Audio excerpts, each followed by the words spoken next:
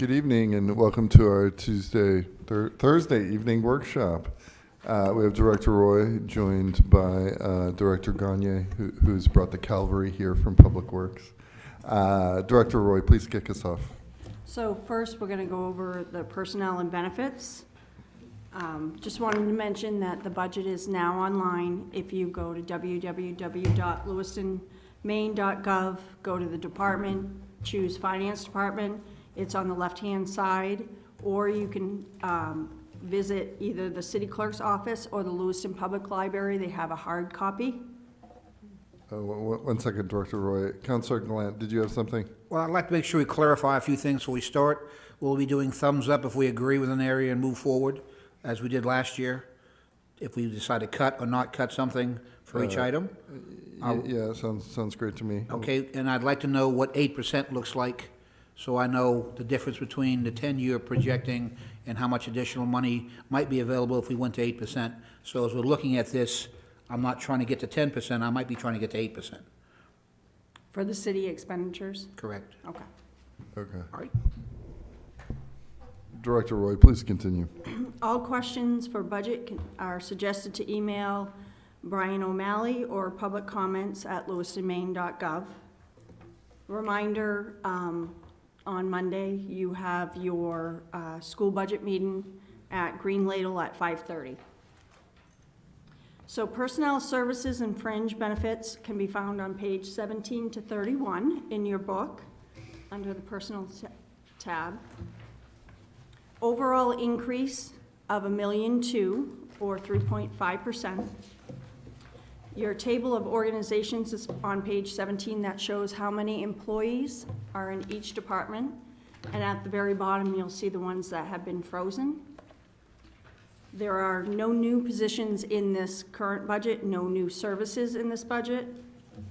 We are proposing to freeze 6 full-time positions and 2 part-time positions, 2 police officers totaling $188,508, 2 Class C highway workers totaling $147,924, 1 Class B highway worker totaling $76,622, 1 mechanic at $92,825, and then the 2 temporary mechanics for $73,252. Regular time is on page 18 and 19 of your book. The overall increase on salaries is $864,000 or 3.7%. This includes all settled contracts, adjustments. We do have 1 contract that will be open at the end of this year. Please keep in mind that we did hire 9 new positions in the fiscal year 25 budget at 863, 2 in the TIF. In fiscal year 18, they made an accounting change to consolidate our utility charges. So in lieu of some of the charges shown as revenue and others offset in salary line items, we are now consistently showing a credit in salary reserves for those costs. And if you look at your pages for your employees on page 22, under each department, if there is a credit, you will see that in each department at the very end of the department. The city has 13 active employees that have been entered into in-service retirement drop programs, which reduces most of their salary between 5% and 15%, depending on their labor union, employee contract, and those are also on those sheets labeled so that you can see them, because you'll notice there's certain individuals, when you look at their salaries, you'll be wondering why they're kind of lower. Those are individuals who have retired and come back, so their wages can only be 5 to 15% depending on that contract.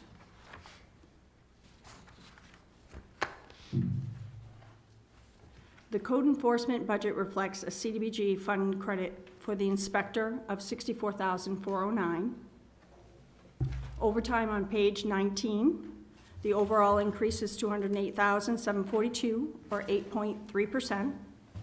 Although contracts are settled, the steps increases have some impact, additional replacement hours, and demand has produced increases of $86,250 in fire, $65,719 in police, Public Works operation, $45,367, and $7,372 in general government.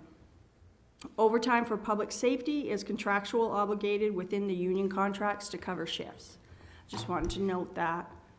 Temporary wages are on page 20. The overall increase for temporary wages is $5,319 or 1.3%. The state minimum wage increased January 1st, 2025 to $14.65 from $14.15. I have not seen anything online for the next estimated amount that the minimum wage will go up as of today.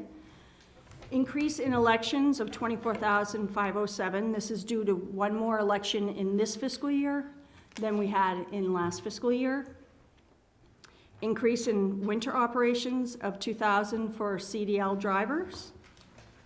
Increase in armory of 39,000, which is the transfer in from the general fund recreation account to the activity fund for the pool.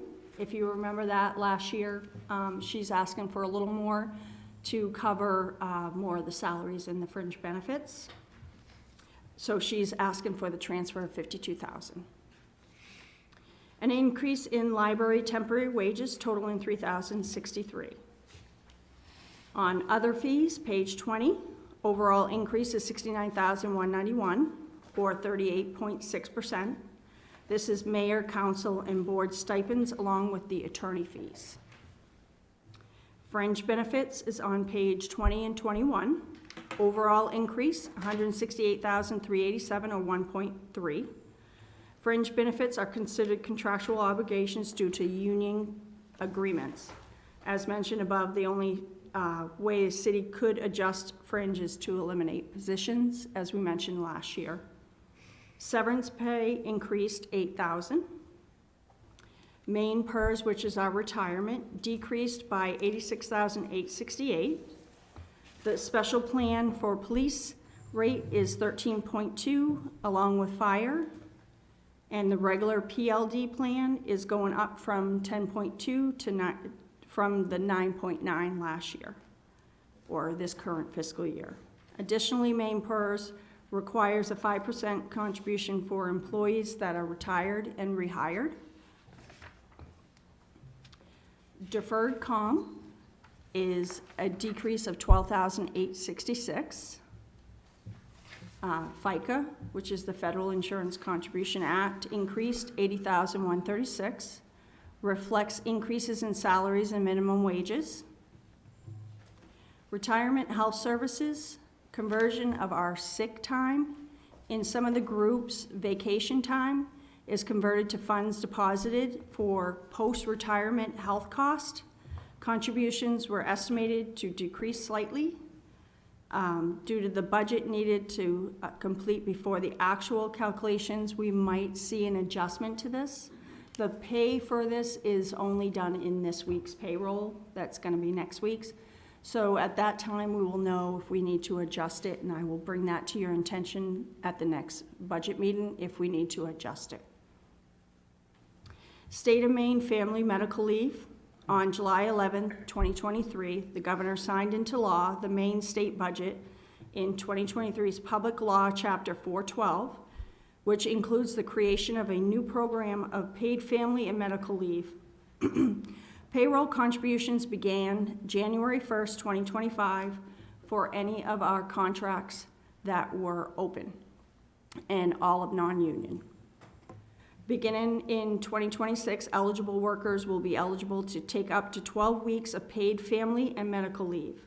The city is budgeting the 0.5% of the employer portion for the full fiscal year, totaling $138,636. Last year, you'll remember we only did half due to the fact that it's just January to June. This year, we have to do the full. City pension plan increased $1,452. This is just for the COLA for the one individual that's left on this pension plan. Health insurance buyout increased by combined $35,356. Based upon a current experience rate, we are budgeting 8.5% effective January 1st, 2026. Our rate for this fiscal year from January to June was increased 7% from what we had last year. The health educator remains flat. During fiscal year '24, this was reduced to help cut the budget. This we now all do online. We have to fill out certain to qualify. Some union contracts still have screening and are covered by this, and that's why you still see an amount in that line. Boston Mutual remains flat. The plan was closed to new enrollments after 1989. Active employees pay for the benefit, then it comes a paid-up policy upon retirement. Flexible spending increased $2,330 for fees. Health reimbursement arrangements increased $64,765, which reflects the anticipated usage of the funds. The current offer is $1,200 for single and $2,400 for employee, child, or family coverage. Workers' comp decreased $880, with this additional $250 funded from fund balance. The unfunded liability is currently at 3.4, as we mentioned the other night on Tuesday, for our self-insured pool. The total aggregate benefits paid in the calendar year of 2024 was $1.3 million, which is an increase from 2023 of $197,904. The 2023 aggregate that was paid was $1.1 million, which was slightly down from 2022 of $43,471. Our fund balance total at the end of fiscal year 2024 is $2.4 million. Unemployment compensation remains flat. We are self-insured. Fund balance total at the end of fiscal year 2024 was $53,180. Other can be found on page 21.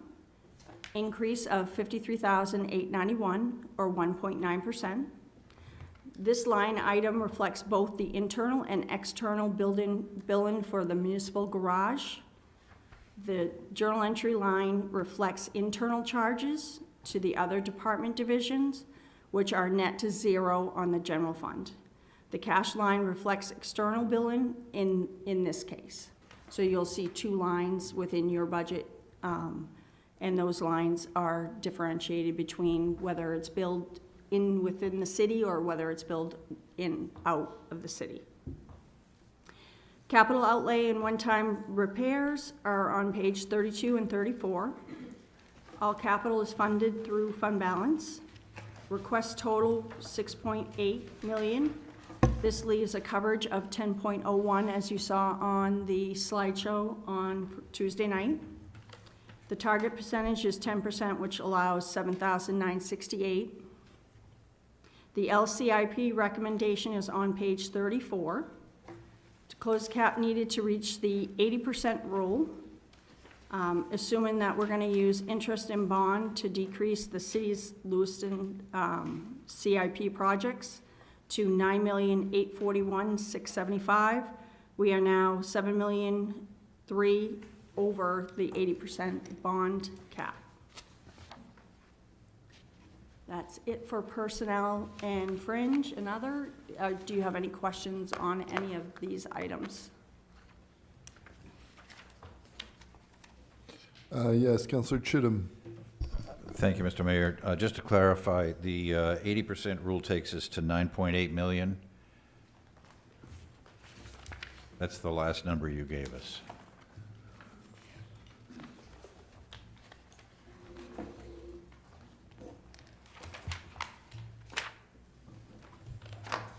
So we have a total of $13,753,950 on page 34. If you choose to take the suggestion of the 585 and use old premium bond, that would bring us, let me pull it up.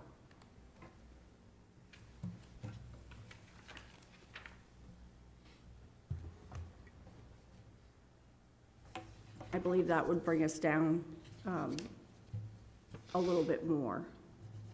Well, isn't that the 13.7 million that would result from using those other old approved bonds? But the 13.75 is what we're requesting to be used by bonds. Right. Originally, we had put in 14.8 million. Reduced it due to the two main Department of Transportation projects that will not be done within this fiscal year '26. And I believe I had updated that number, but I'm just double checking to make sure I updated that. Okay, but to my the 9 question million. was if we adhere to the 80% rule, then our limit would be 9.8 million To cut. to cut. That's not what would, We would be over 7.2, so you'd have to cut 7.2, yes, okay. yeah. All right, thank you. I'll defer to someone else, but I do have another note here. Counselor Gallant? Thank you, Mayor. Under this main family and medical leave, the 12 weeks is paid by whom? So my understanding is when an individual, it will be, you can't use it right off. So when you start putting in, I believe it's almost a year. I can answer that question, Mr. Yeah, Administrator O'Malley, please. Councilor Glant, what has to happen, it started in January of this year through into 2026. The employer and the employee pay 0.5%. And then if an employee wants to submit into that program, they apply to the state, and then the state will notify our HR department. I don't know if a lot of our employees will use that because there is an opportunity for income protection. We have sick time and vacation time.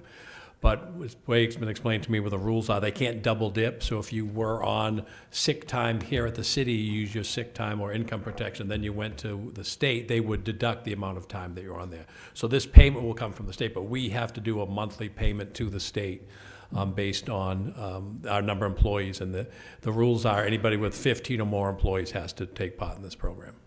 Okay, I understand. So the state, in other words, will pick up the difference or pick up the whole thing if the employee decides not to use their sick time, or do they have to use they have to retire all their sick time and anything available to them? They do not have to do that. It's going to be one or the other.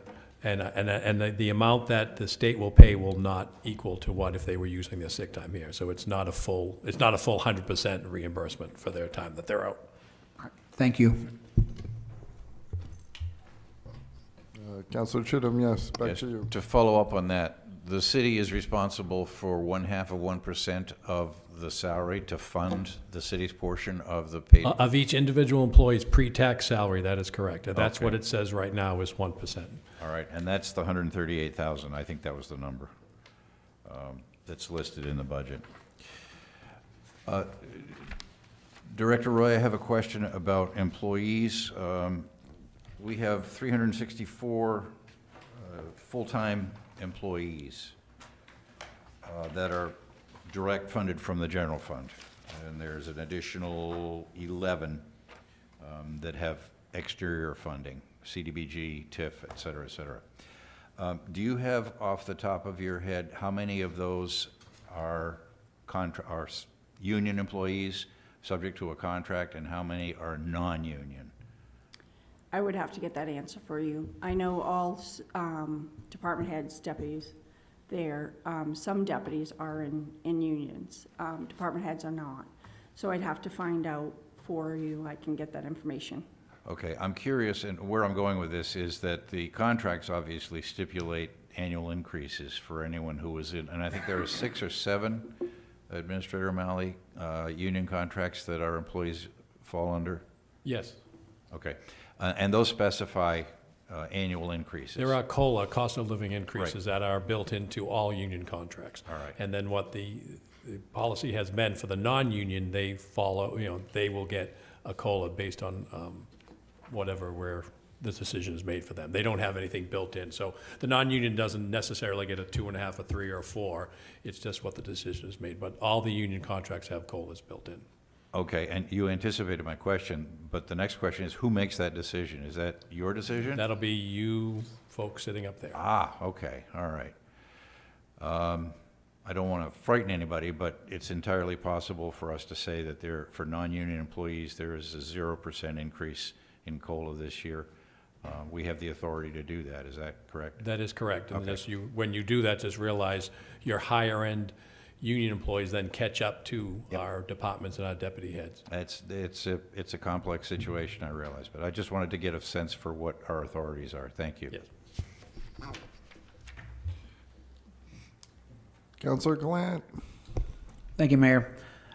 Page 34, bonds. I'm still struggling with bonds, so I'm hoping to get clarity this evening. So we have 3,900,012 approximately in bonds. If we increase that, what happens? Can we increase bonds? How does that affect the cuts that we have to make? Do we have to take more cuts if the bond is larger? Or is that a separate entity to be used? It's your decision as council, and if it is over the 80% rule, you gotta remember that you need the majority.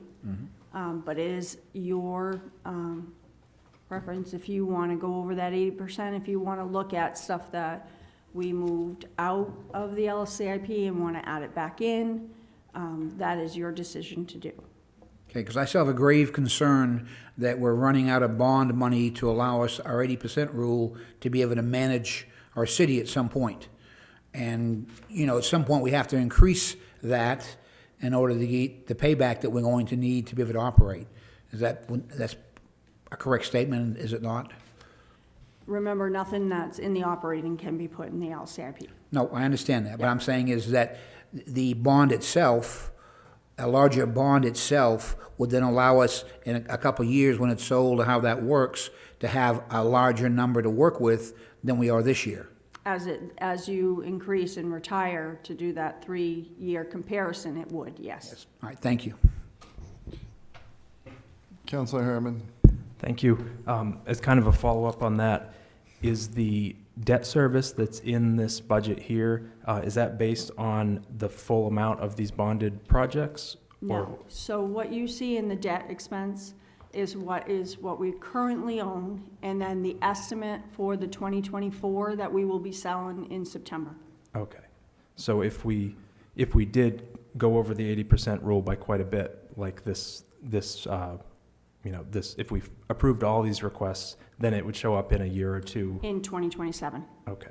All right. Thank you. Counselor Saul, yes. Where is it? Okay. What is a workforce development specialist? I can tell you what that is. A workforce development specialist is responsible for creating initiatives that attract, develop, and retain top talent within the municipality while leading the development, implementation, and monitoring the city's equity, diversity, and inclusion initiatives.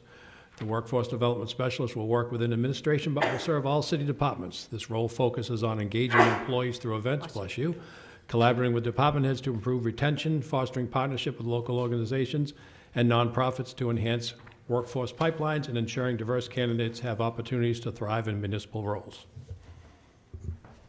Okay. Thank you.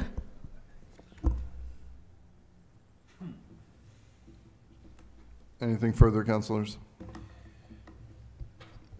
Were you raising your hand, Counselor Najin? I was not. Oh, okay. False alarm. Yes, Counselor Chittum, back to you. Thank you. I'm still learning what these department numbers are. 4519 appears to be a new position for $40,000. That is rec department. That's So those, you had hired 2 new recreational positions last year.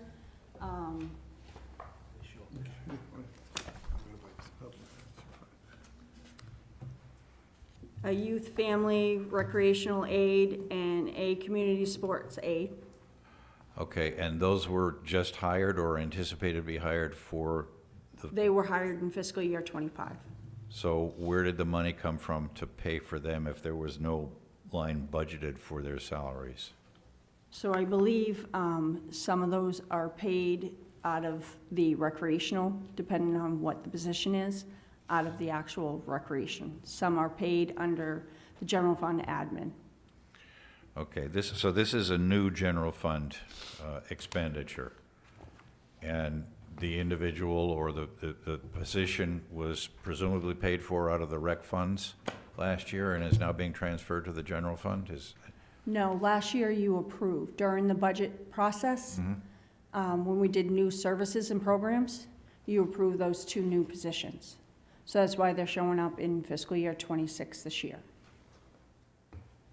Okay, I'm sorry, I'm still being obtuse here. There's nothing budgeted for fiscal '25. There's no expenditure to date for fiscal '25 through the end of February. And we're budgeting $40,000 for next year. If these people were hired before February 28th, how did they get paid? I believe one just started recently, correct? Yes, and I believe we were using the rec department fees that they collect. Right. Okay, and we're not going to be doing that this year, and that's I don't why think it's- we can do a full year of it. I see. So this is the differential I then. believe so. All right. Councilor Chittum. Okay, thank you. Yeah, and I look at $40,000, and while in my day that was a hefty salary, I guess it doesn't pay a lot or doesn't buy a lot right now in today's work climate. So that makes sense if $40,000 is the general fund and that's supplemented by rec department funds. Thank you. Questions? I think we're on to the next section. So we will move to Public Works.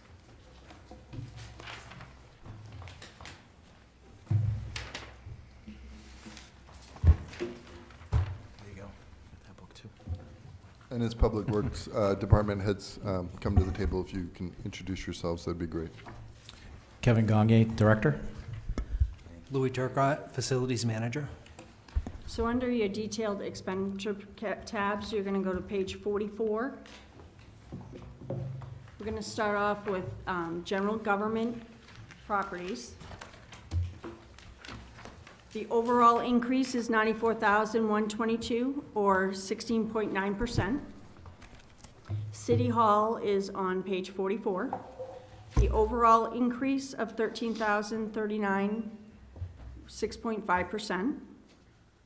Contracted services increased $13,039. The full increase was in contracted services. Fiscal years, the budget for electrical and heating have been separated out in fiscal year '24 to show the savings and track the JCI project that we started back in fiscal year '24. The 3 accounts, electrical, heating, and utilities, which is water and sewer accounts, had an increase of $697. An increase in repairs and equipment of $4,090. This is due to the access control service increase and the new alarm system monitoring services for $2,400 that was put in City Hall. Repairs to building has increased $8,300 for all the replacement of the 2 old flagpoles at City Hall. Other supplies remain flat. Any questions for the City Hall? The two what were replaced? The flag that Flagpoles? needs to be replaced. So Okay. the 2 old flagpoles will need to be replaced. Thank It's you. requesting funds to cover that. Any questions on? So we'll move to 85 Park Street, it's on page 44 also. Overall increase of $5,788, or 10.5%. This is the increase is all in utilities in the building. MDEA will be moving out once the police office building is open. However, we need to continue to keep the utilities on for the sprinkler system, so that's what that increase is for. Any questions on 85? When Councilor 911 Chittum, I'm yes. sorry. Please continue. I'm sorry, Mr. Mayor. I'm so excited. We're excited to have you here. When 911 moves in, there are going to be operational expenses for that building. Are those going to be shared equally by Lewiston and Auburn? How are we going to break out the sunk cost that Lewiston has in that building to apportion that? So currently, right now, in the building in Auburn, they pay their utilities. They have to do a portion because, of course, they're in the fire building. Here, they will be the only ones in 85 Park Street, so they will be paying the utilities.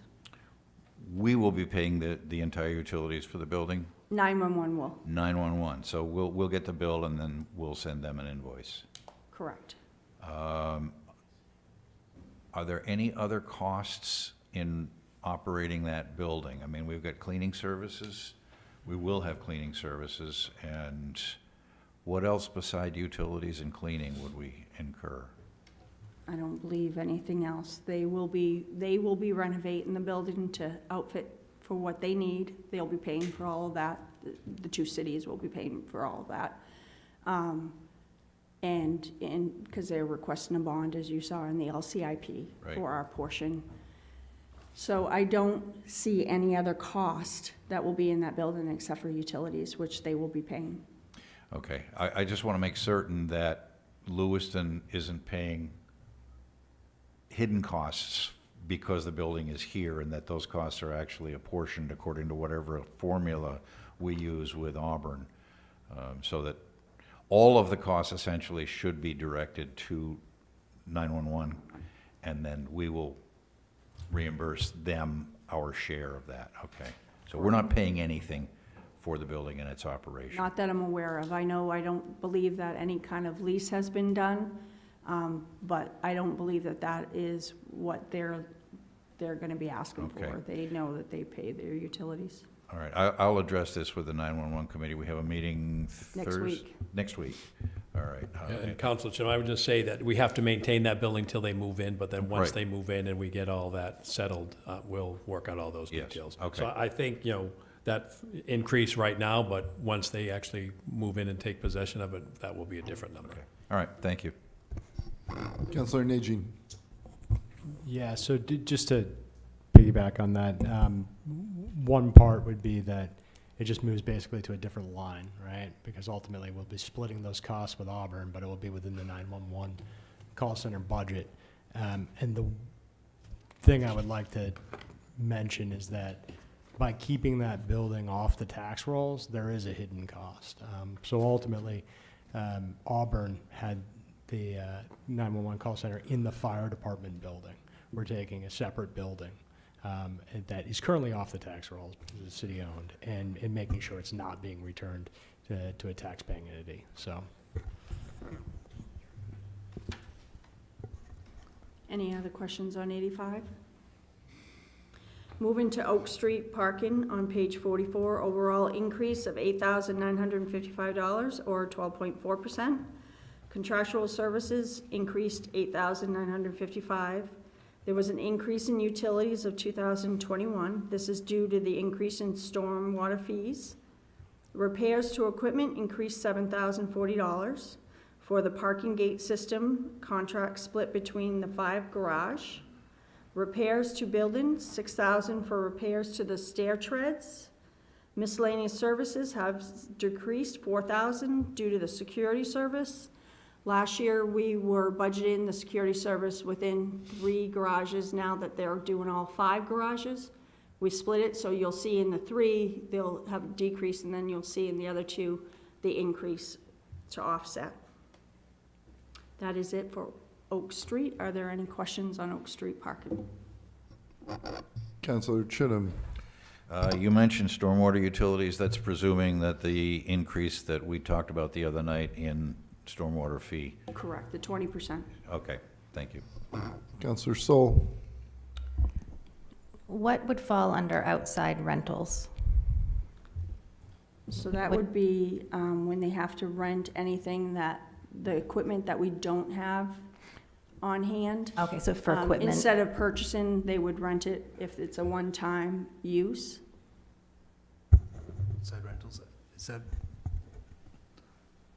trying to remember if that includes our snow contracts.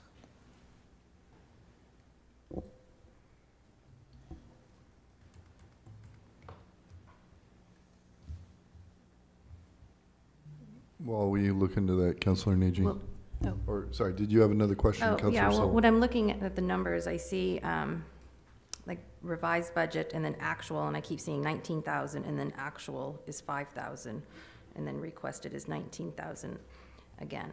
Do we Do we just always use 19,000 as a safe number? So what happens is if anything is pulled out, like the original budget comes in as the original budget, if you approved anything to be funded by fund balance last year, that comes in as a carry forward because we put like a purchase order in the system to hold that amount for that project. So most likely there was a project that was a one-time only project in that parking garage that was a carry forward. That's why you see a revised budget is Okay. higher, because it has that carry forward in to allow them to purchase it next year. Okay, thank you. Welcome. The outside rental cost are for snow removal. They are, okay, thank you. Counselor Najin. That's an interesting point. So we contract out for snow removal, or are we billing Public Works for the snow removal? We contract out. Okay. My question on, basically to piggyback on Councilor Sewell's conversation, when we see the disparity between what was budgeted and what has been paid out at this point for February 28th, knowing there are only 4 months left, and it looks like there'd be a considerable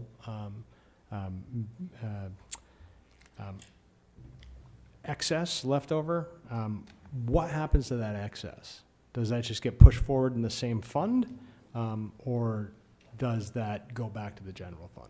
So if it was for a specific project that couldn't get done within that year, we would carry it forward again. If it's not for a specific project, then it gets closed into the fund balance at the end of the year. And I'm sure we've gone through and made sure that any project that wasn't performed this year is still valid for happening next year, Correct. right? We require all the departments to send an email on any of the projects that are open, whether we take a look at it and see if it's just like a difference of what they used and there was a little bit left over. We don't carry that over. If it's in an operational line item like this one, if you look at 23, we spent around 15,000. So it depends on the snow and other repairs. Some of these are repairs to accounts, outside services, depends how many storms we got, frequency. If it's many small storms and they need to scrape and de-ice, then that factors in on how much use in that year. So if we have a nice finish the year with a nice thaw, we could be looking at what we're expected as of right now. And so in that process, I guess, is there a point in which we say, if it's a general operational expense, right? It's fallen, we've not spent as much, right? And we're budgeting for the same amount for the following year. Do we then reduce the amount that we're budgeting for from this year's budget? We try to work it out on a 3-year average. So we would not reduce and we would not carry forward that amount. So if it wasn't for a specific project that we did through fund balance, it was just a regular original budget, and they didn't use it, then it would get closed out to fund balance. We would not carry that forward. We wouldn't lower this year's budget. It would just go right into fund balance. But they're still budgeting for the storms that we think we're gonna have, as Louis said, the 3-year average. So we can't, if we only have 4 storms, then we think, okay, great, let's budget for 4 storms next year, and then we have 12, then we're gonna be in a deficit. So that's why they try to go with an average of the number of times in storms and when these contractors have to come in to do the snow for us. Completely understood. My only concern is that because it is a tight budget year and we know that we're looking at, possible increase, well, we're looking at increases in everything that we contract for the most part. If there is any available funds from this year's budget, applying those in a way that decreases the liability for the upcoming budget is my concern. So unfortunately, we don't finish the year until after June. We're still posting stuff, that invoices that come in after we approve the budget. So we wouldn't know what's gonna be left over until July or August. So we wouldn't have that before we actually approve the budget. And then we set the mill rate, but don't bill until September, and it's difficult. We can't set the mill rate and then change the mill rate when there's an excess in the budget, right? Correct.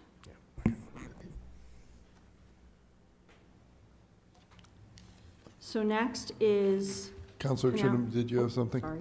Yes, thank you. I'm following up on Councilor Najean's concerns. As I look at this, if we look at the past 3 years, 23, 24, and 25, assuming that we're 4/3 of the way through, three-quarters of the way through 25, and we know this is a winter operation because this is all snow removal, let's be generous and say we're going to have $8,000 of actual expenditures in 2025. That totals $30,000. The average is 10, which is about half of what's budgeted. So to Councilor Najean's point, because this is such a tight year, and there is no mechanism by which we can say, in this particular line, we underspent dramatically. We budgeted $19,000 and we only spent 8, for example. So we're going to move 11 over and subtract that. We can't do that. That's what you've just said, Director Roy. Is that right? Because it all goes into the general fund. After the budget's been posted Right. and approved, it can't be adjusted. Yeah, okay. It goes right in the undesignated fund balance, because that's how it does it. So if you choose to cut the line, that is your choice. When we're going through the budget, you can do a parking lot, and we can put it on the parking lot, and you guys can decide at the end when we're doing general discussions on what you'd like to remove, or you could decide tonight. Okay, all of you folks have done an excellent job in paring this down to the bare bones. We appreciate that. And what I'm looking for now, and I think some of my fellow counselors, we're looking at picking at little tiny pieces. $19,000 doesn't amount to, I can't use that expression, can I? A lot of money in the overall scheme of things. But a penny here and a penny there is my point. So I guess I'm going to ask, I want to hear from Councilor Gallant, but I would like to reduce that amount from 19 to roughly 10, which is the 3-year average.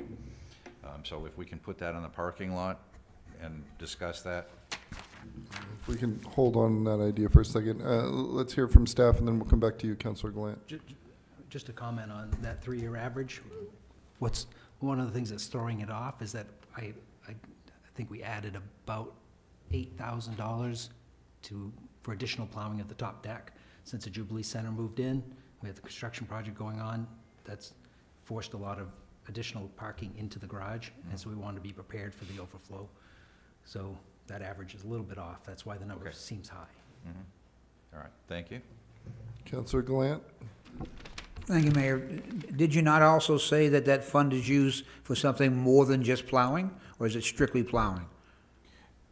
Correct. Funding is contracted, equipment rental, snow plowing and removal services. So equipment rental could also boost that price up higher, and they're not gonna know that. So cutting it might mean we have to find money somewhere over next summer because they need to rent something in the building to do work themselves. I'd be cautious on cutting something at this point. This is for that particular parking lot. We do the sidewalks along the bus stop.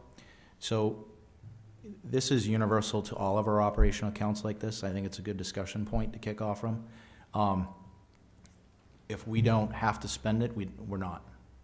I'm just gonna say that's overall on all our accounts. I know all our managers at Public Works, we've been operating that way for a long time. This is not our first tight year.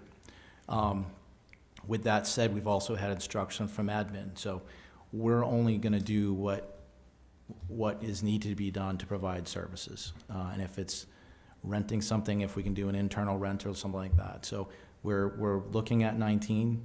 You can trim that back and can look better on the bottom line. If we have a bad year next year, and we're gonna need to plow the snow. It's an operational account, and we're gonna need to put sand down and salt down and do repairs. If we have a good year, that 11 may still have money left over because we had a drought like last year. So we've had a couple light years. It's forecasting. So depending on what you're trying to do and depending on which account it is, may dictate what we may actually see for money left over. But we're trying to spend as little as possible. And if I may, councilors, so, it's been alluded to by staff, we don't actually lose this money, right? Any money that doesn't get gets spent, it gets put back into the fund balance, and this is a kind of it is what it is expense. If there's no snow falls, we need to plow it. And if it doesn't, then we get to save it. Based on deputy, what is your deputy director or facilities? Facilities. Based on Facilities manager. facilities manager's Turcotte recommendation and possibly needing to plow the top deck, I would just advocate we leave this alone at this point. Councillor Stoll? Yeah, I was actually going to say the same thing. I appreciate you letting us all know that you only spend what you have to. I would be afraid that we wouldn't budget enough. We get a bunch of snow next year, so no, I would not be in favor of cutting it. So that's it. Councillor Herman? Thank you. Director Roy, very quickly, could you remind us how much a penny on the mill rate would be in the Around 22,000. 22,000? Okay, thank you. Councillor Chittum? Thank you. Understanding that, and I appreciate your frugality, I really do. I believe that all staff is frugal and is not spending money that doesn't need to be spent. If money is budgeted, it flows through to the tax rate, the mill rate. If it's not used, it flows over into the general fund for next year. And the tax rate is not affected until next year, possibly if we say we've got a huge general fund because we way over budgeted, then we can draw that down to the 10% and reduce or keep the taxes flat. What happens if the budget on this line is $10,000, as I've suggested, and we actually need to spend $15,000 or $18,000? Where does that money come from? So what we do with department heads that emergencies come up, they need to purchase, they have to look at all their other expense lines, and they need to find that 5,000 within their expense lines. So it would mean something else wouldn't get purchased. Okay, thank you. I'm still going to ask that we put this on the parking lot. Councillor Najin? I would concur with Councillor Chittum, and also, I think one of the challenges that we run into, if we try to run a very tight budget, we may cut some funding pieces that are essential, that might force us to come into a situation where we're looking at a supplemental budget. But I think we're arguing about hitting the taxpayers with a higher mill rate than is needed to support the budget versus underfunding the budget in a way that causes a crisis for us. And so, like, I think we need to, I think these guys have done, the city staff have done an excellent job of making sure that they're not asking for too much money and also taking into account how much they actually need. But there are a lot of variables in there, I think, that make it so that it is difficult. We can't forecast really on some of these expenses. And so that's why there's always that little bit of, I'm not going to call it pad, but like enough. And we know that sometimes there's overages too, so. All right, well, I guess let's just put it on the parking lot for now. Yep. Canal Street, Centerville parking garage is on page 45. There's an overall increase of 2,514 or 4.7%, which is all in contractual services. The increase in utilities of $697. Electrical increase 2005. We decreased the telephones of 1,908 due to, and you'll see this in others, due to the switch to be eliminated in the fiscal year 26 in the garages. So there'll be no more telephone expense in fiscal year 26. Repairs to equipment increased 6,520 due to the parking garage gate system. Contract split between the 5 garages as mentioned earlier. Miscellaneous services has decreased 4,000 due to the security system being split between 5 garages instead of 3. Any questions on the Canal Street parking garage? Councillor Chittum? The telephone, is that a pick up the phone and call somebody? What is that? The previous gate system used a landline Okay. to communicate back and forth. Now we've gone onto the city's The fiber? fiber. Okay, thank you. Councillor Glant? Thank you, Mayor. My question is not dealing with the parking garage.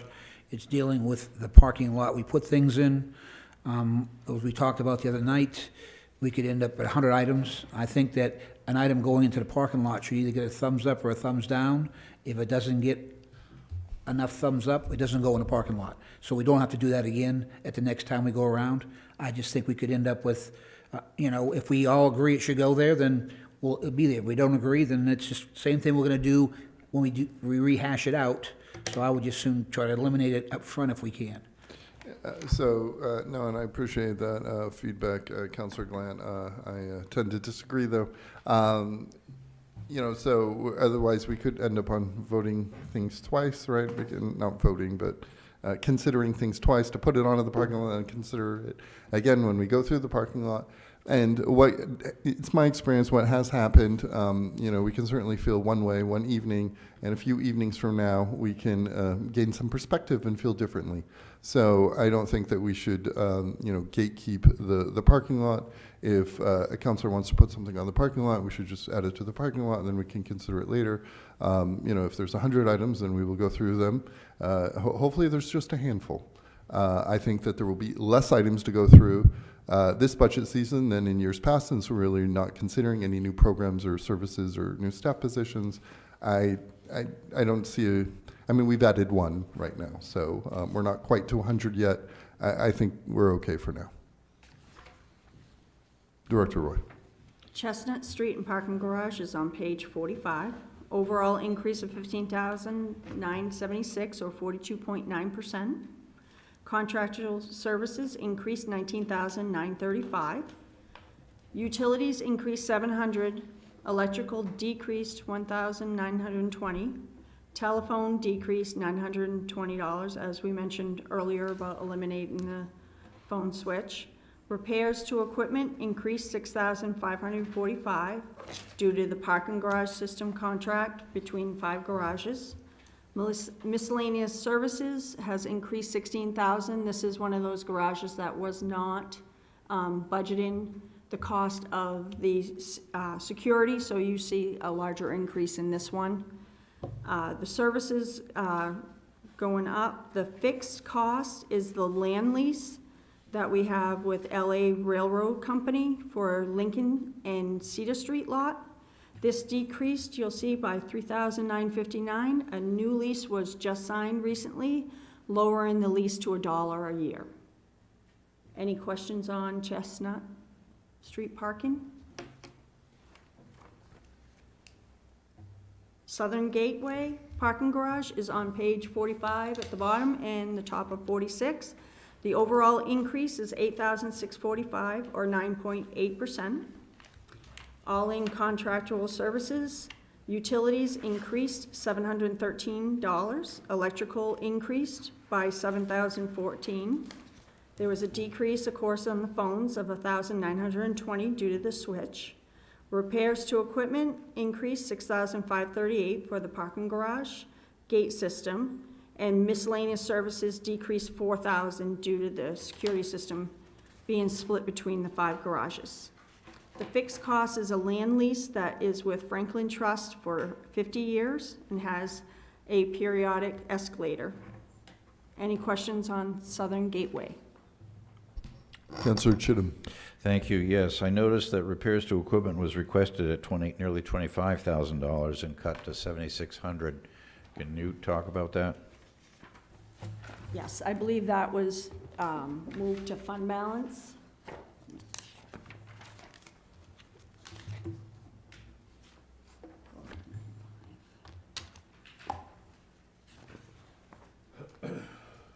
So they were requesting $17,120 for the parking garage signage upgrade. That has been moved to be funded by fund balance because it's a one-time expense. Okay, thank you. And Mr. Mayor, with your indulgence, I would like to Please go. continue. I'd like to go back to Councilor Gallant's suggestion that we actually take a poll. I think having one councilor unilaterally say this is going on the parking lot doesn't reflect the will of the council. I agree with Councilor Gallant that if a councilor wants to put something on hold in the parking lot, we ought to do a thumbs up on it or down. How do the rest of you feel about that, Councilor Najin?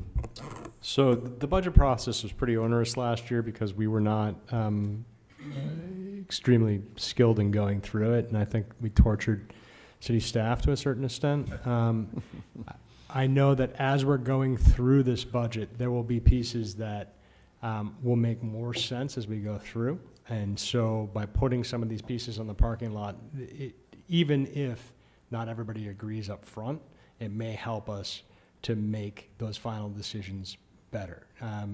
Ultimately, like, I guess at the end of the day, we could still put things on the parking lot when we're looking at cleaning up the parking lot and doing the cuts too. That is true, right?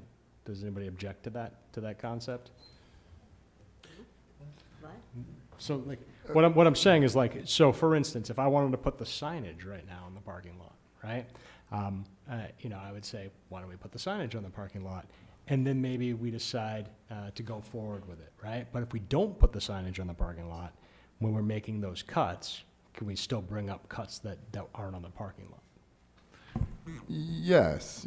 I mean, councilors, I recognize you all the time, and we talk about, things all the time. So yes, we can certainly bring things up that aren't on the parking lot. How I envision the parking lot is simply this little basket where we put things in, like, let's talk about it later. And if a councilor is so inclined that we should talk about something later, I mean, I'm not like opposed to that. And if a councilor has put in like, as Councilor Gallant said, 100 items on the parking lot, we can perhaps address that at that time. But, we're simply, kind of putting a bookmark in something so we can talk about it later. And I don't think we need to go to like a full thumbs up, thumbs down just to be able to talk about it later. Yes, we're in agreement. Councilor Gallant, yes. Thank you, Mayor, and I'm going to disagree simply because by the time we get to 100, it's too late. Just your analogy just said by the time we get to 100, we can rethink it. I am concerned because we are going to try to, for lack of better language, nickel and dime this to get as much off as we can for the taxpayers.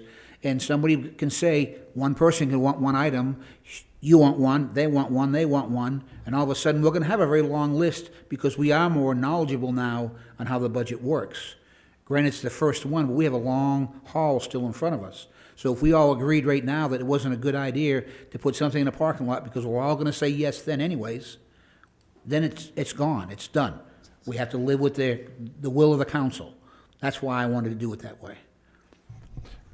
Well, yeah, I understand what you're saying, but once we put in the parking lot, it's not a for sure thing. We're just talking about it later. And yes, there's, as we move along, we could think about things differently. Gain perspective as the nights and time wears on here. And so yeah, there could be items in the parking lot where it's there, and when it comes back up again, all of us could be like, no, we don't want that anymore, or yes, we want that. I mean, I don't think it's just a good mechanism to kind of earmark things later so we can talk about it later. Any further thoughts about this from councilors? Councilor Chittum, yes. Yes, Mr. Mayor. I know that we're not voting tonight, but I would like to get a sense of the council on whether or not we feel that we ought to have a consensus to delay and defer conversation on particular items. So I would ask that we have a consensus on that. Yeah, we're approaching that as we speak. Further comments from councilors? Okay, and Administrator O'Malley, did you have any thoughts on this? No, I'm good. and Director Roy, since you were helping us through this budget process, and you had the benefit of being here last year, did you have any concerns about what we're talking about up here? No, I'm good too. Whatever you decide as a city council, we will do. Yes, Councilor Najin. Perhaps if there's an objection to putting something on the parking lot, that would be a way that we could move forward. Councilor Gallant, yes. We wouldn't know if there's an objection without putting a thumbs up or a thumbs down. Okay, Councilors. I guess we'll vote. I'm comfortable either way. I just know that if we don't have a pattern, of what we're gonna do, then again, city staff's gonna be here at 10:30 at night being like, why? I am. Sorry, were you finished, Counselor? No, I'm basically saying I'm amenable to whatever and go with it. Yeah, okay. Yes, Counselor Sol. I was in favor of it when Counselor Glant first brought it up, but then y'all made some really good points, so now I don't know. However, maybe Director Roy could just say, hey, guys, you got a lot on the parking lot right now, and then we can pump the brakes and say, okay, let's talk about it. Because this conversation here is taking a long time. Yeah. So let's move on. I'm still in favor of having a parking lot, and should the parking lot be abused or become unwieldy in the future, we could certainly discuss that at any point. But I guess the proposal on the table is to get a thumbs up to even put something in the parking lot. Do we want that or do we not want that? I guess people who want. Wait, hold on, let me rephrase this. So if you want to have a thumbs up before we put something on the parking lot, or do we want, should a majority of us be in agreement to put something in the parking lot? So I think we have a majority there. Wait, 4 of you? Okay. So now going back, if we can retroactively look at the item that we put on the parking lot. Director Roy, what did we put on the parking lot a few minutes ago? That was the rental for it covered the snow removal. It was originally at $19,000. It was Oak Street One- outside rental for $19,000 you have in the parking lot. And could the council let me know how they feel about putting this on the parking lot? Sorry, Councilor Chittum. Thank you. I'd like to put all of the outside rentals for all 5 lots as a lump.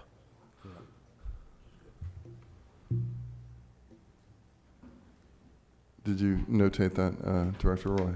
Yeah. We've expanded that parking lot item. And then, what is it? It's not going in. It is not, it does. So just to Sorry. clarify, Yes. this closes the conversation before it even starts about making a budget reduction. Am I correct? On that item. Yes. I mean, it doesn't, if I can respond to that, yeah, I mean, it's now not being officially recorded on the parking lot. I mean, could a counselor later keep their own parking lot on this piece of paper and bring it up later? Yeah, sure, but yeah, it sort of cuts off debate. I did not think that we had enough votes to put that on the parking lot. Is that the agreement? Okay, so I guess we're now pulling that off the parking lot.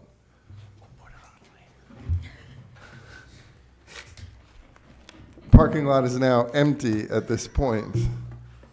Director Roy, please continue. Lincoln Street parking garage is on page 46. The overall increase is $39,205 or 82%. This is all in contractual services. Utilities is increasing $2,320. Electrical is increasing by $3,367. Telephone is decreasing $1,920, as mentioned below about the eliminating the switch. Repairs to equipment is increasing $23,238 due to the parking gate system contract that is split between the 5 garages and the battery backups for the system. Miscellaneous services has increased $16,000 due to the security services. This is one of those garages that was not paying in fiscal year '25, now that we split it out to 5. Are there any questions on the Lincoln Street parking garage?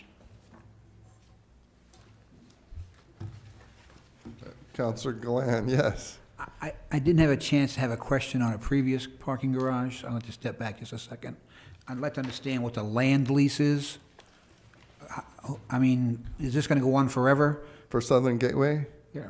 Yes, it is, right? It's a 50-year lease. It was a 50-year lease? What a deal. What's the land worth? A tenth of that? There's a whole long backstory to that, but Councilor Chittum, Councilor Najin. I really hate to belabor this point, but basically, if we move past these sections, that in effect means that we've approved these budget pieces if we're not putting anything on the parking lot. And so that means that we're not doing any due diligence or putting anything aside to review at a later point. Okay. I mean, I would argue that we're doing due diligence right now.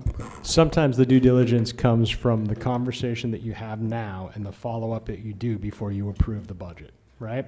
So like, Understood? like one of the questions would be like on the signage piece, like, I mean, we could really drag this out in a public meeting thing. That would be horrible for the process, right? Or I could be like, I'm gonna find out around the signage for the parking lots, what that scope actually looks like, and if there is an additional funding source or a need that we do it today, right? Like during this budget. You know, it's those pieces that I'm concerned about without like being able to put things on parking lots to come back to refer to them. And that, I just want to name that. No, understood. We can still add things to the parking lot. There just needs to be a majority of the council who wishes to do so. So if you want to put signs on the parking lot, we can certainly attempt to do that.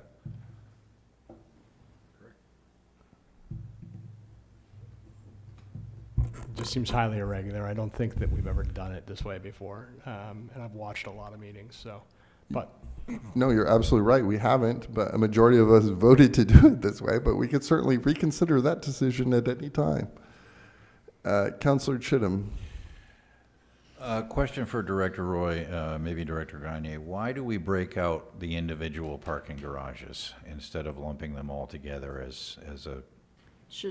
It's to show the true cost of the garage. So there's certain things in one garage that might not be done in another garage. So when there's projects done, like the stairs you saw in one garage, they're not done in the others. So if you're lumping everything together, it's not showing the true cost of what a garage cost. We also track them by assets, so they have different ages, all types of different features, so we're also tracking that as well. Okay, thank you. Yeah, it's Councillor Najin. Before we move off of parking garages, looking at the last fiscal year in revenues, I know that we were down $191,000 on projected, but how much did we actually generate in revenues from the parking garages? So those are under revenues, which we have for another night. I know you'll see a reduction in this fiscal year due Based on the to contracts we lost, yeah. TD Bank moving out of that building. So revenues under the tab for revenues, on page, there's two different locations that you'll see parking garages. So you'll see parking garages on page 14, and then you'll see the monthly parking garages on page 15. So those are monthly ones that are pay monthly, like the companies, the businesses. So you can see that in 2023, of course, the garages, the gate were not up and running. So you can see that the only one taking in revenue really was Chestnut and Lincoln. And then 2024, we had budget conservatively because it was just the start of it.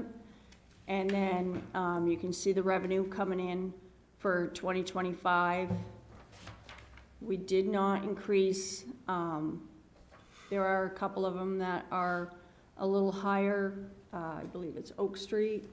Looks like it's coming at 29,000 currently as of the end.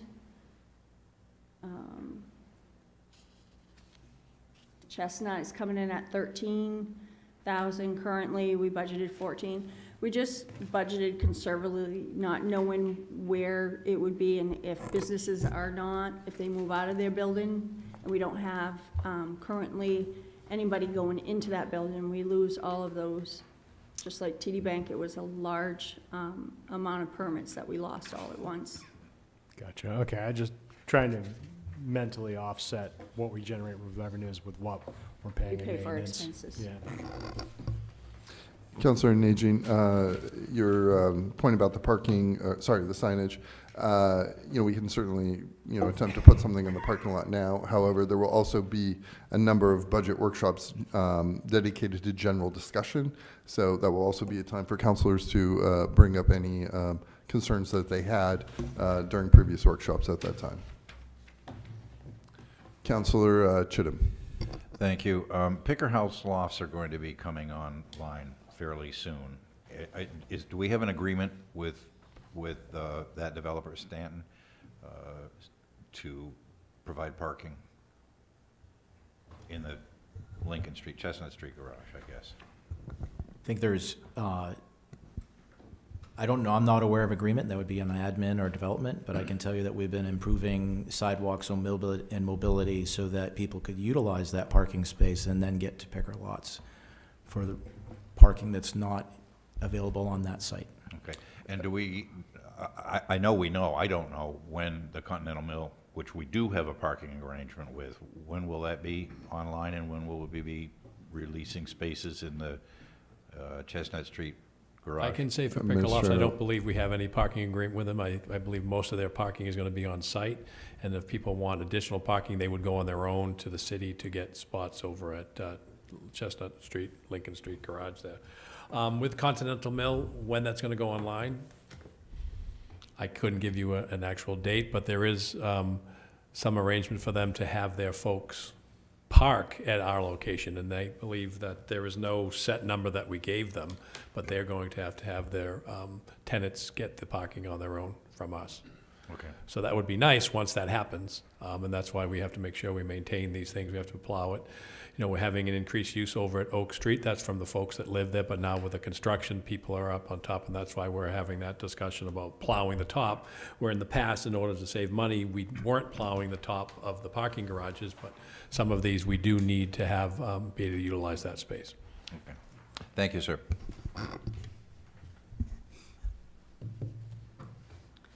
Next, we'll go over Public Works is on page 55 to 61. So the overall increase for Public Works as a full department is $1,007,000, or 20%. Public Works Administration is on page 55. The overall increase is $13,872, or 4.2. The increase in personal services is $13,072. Public Works Administration has 5.5 employees. One of those employees is split with utilities, so you'll see a credit for utilities. Contractual services decreased $57. The decrease of telephone, $180. In mileage, $15 to actual. And then there was an increase in postage for $138 to adjust for actual. Supplies increased $825, all due to department apparel per union contract. Fixed cost increased $32. This is an increase for the American Public Works Association membership. Any questions on Public Works Administration? Engineering is on page 55. The overall increase of $10,538, or 5%.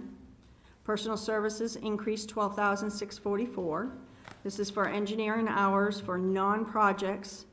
Our increase in covering vacation and sick is expense to this line due to no projects being done when they're on vacation and sick. There are 7 employees in this department. Contractual services decreased $2,302. Decrease in miscellaneous services of $2,431. This is due to the Maine Dot's funding formula change in the city's match. It has decreased from $17,045 to $14,614. In-service training decreased $800. This is a reduction of online training. Increase in maintenance and license of $591 for the increase of their Beehive license. Supplies remained flat. Fixed costs increased $196, and this is dues for engineering license renewal, which is a biannual that is due in fiscal year '26. Any questions on engineering? Councillor Chittum. Thank you. 7 employees in the engineering department, and wages and salaries total $140,000. Is that because they are being reimbursed by projects from DOT principally? Correct. As well as other capital projects, I think. Correct. So any projects that they work on, they charge their time to. So any LCIP projects, any Maine Department of Transportation projects, when they work on anything for water, sewer, and stormwater, all of that is charged to that department. This basically is time when they're doing their paperwork or for vacation and sick, when they're taking vacation and sick, because you can't charge it to a project because they're not working on it. Sure, okay. I will comment for the general enjoyment of the public that when I first started working as an engineer, that $20,000 was my salary. Any other questions? Highway is on page 56. Overall increase of 82,256 or 4%. Public services increased 600, all due to steps. There's 26 employees in highway. Contractual services increased 38,670. There was an increase in street line Peyton, 9,382 due to the contract cost increasing. Miscellaneous services, $799 increase due to the weather camera subscription, 2 cameras located on one in Veterans Bridge and the other in the operations of River Road. If you remember, that was mentioned last year. That was the first year. This allows Public Works to be more efficient in planning, resulting in cost savings associated with weather conditions for various year-round events such as line and traffic marking, paving winter operations, and collaborating air quality for confined spaces, which is a new expense of $175. Utilities are the largest increase due to the CMP estimated to increase $18,631. Outside rentals is a new expense in highway for the rental of a grader to repair gravel roads and lots at $5,000. To purchase a new grader, it would cost $450,000 to $500,000. In-service training increased $2,675 due to training for Snow and Ice Management Association for new technology. Supplies increased $42,417. The largest increase is in the Terra materials of $37,000, attributed to the increase in the quantity of hot patch from 850 to 1,050 at $93. Last year, or this fiscal year 25, was budgeted at $92. Cold patch quantity increasing from 65 to 125 at a cost of $157. This current year is at $155. The newest, largest increase in construction materials, $2,830, due to the increase of the cost of loam, aggregate base, and other material for erosion control. Department apparel increased $1,087 to add the new position that was approved in fiscal year 25.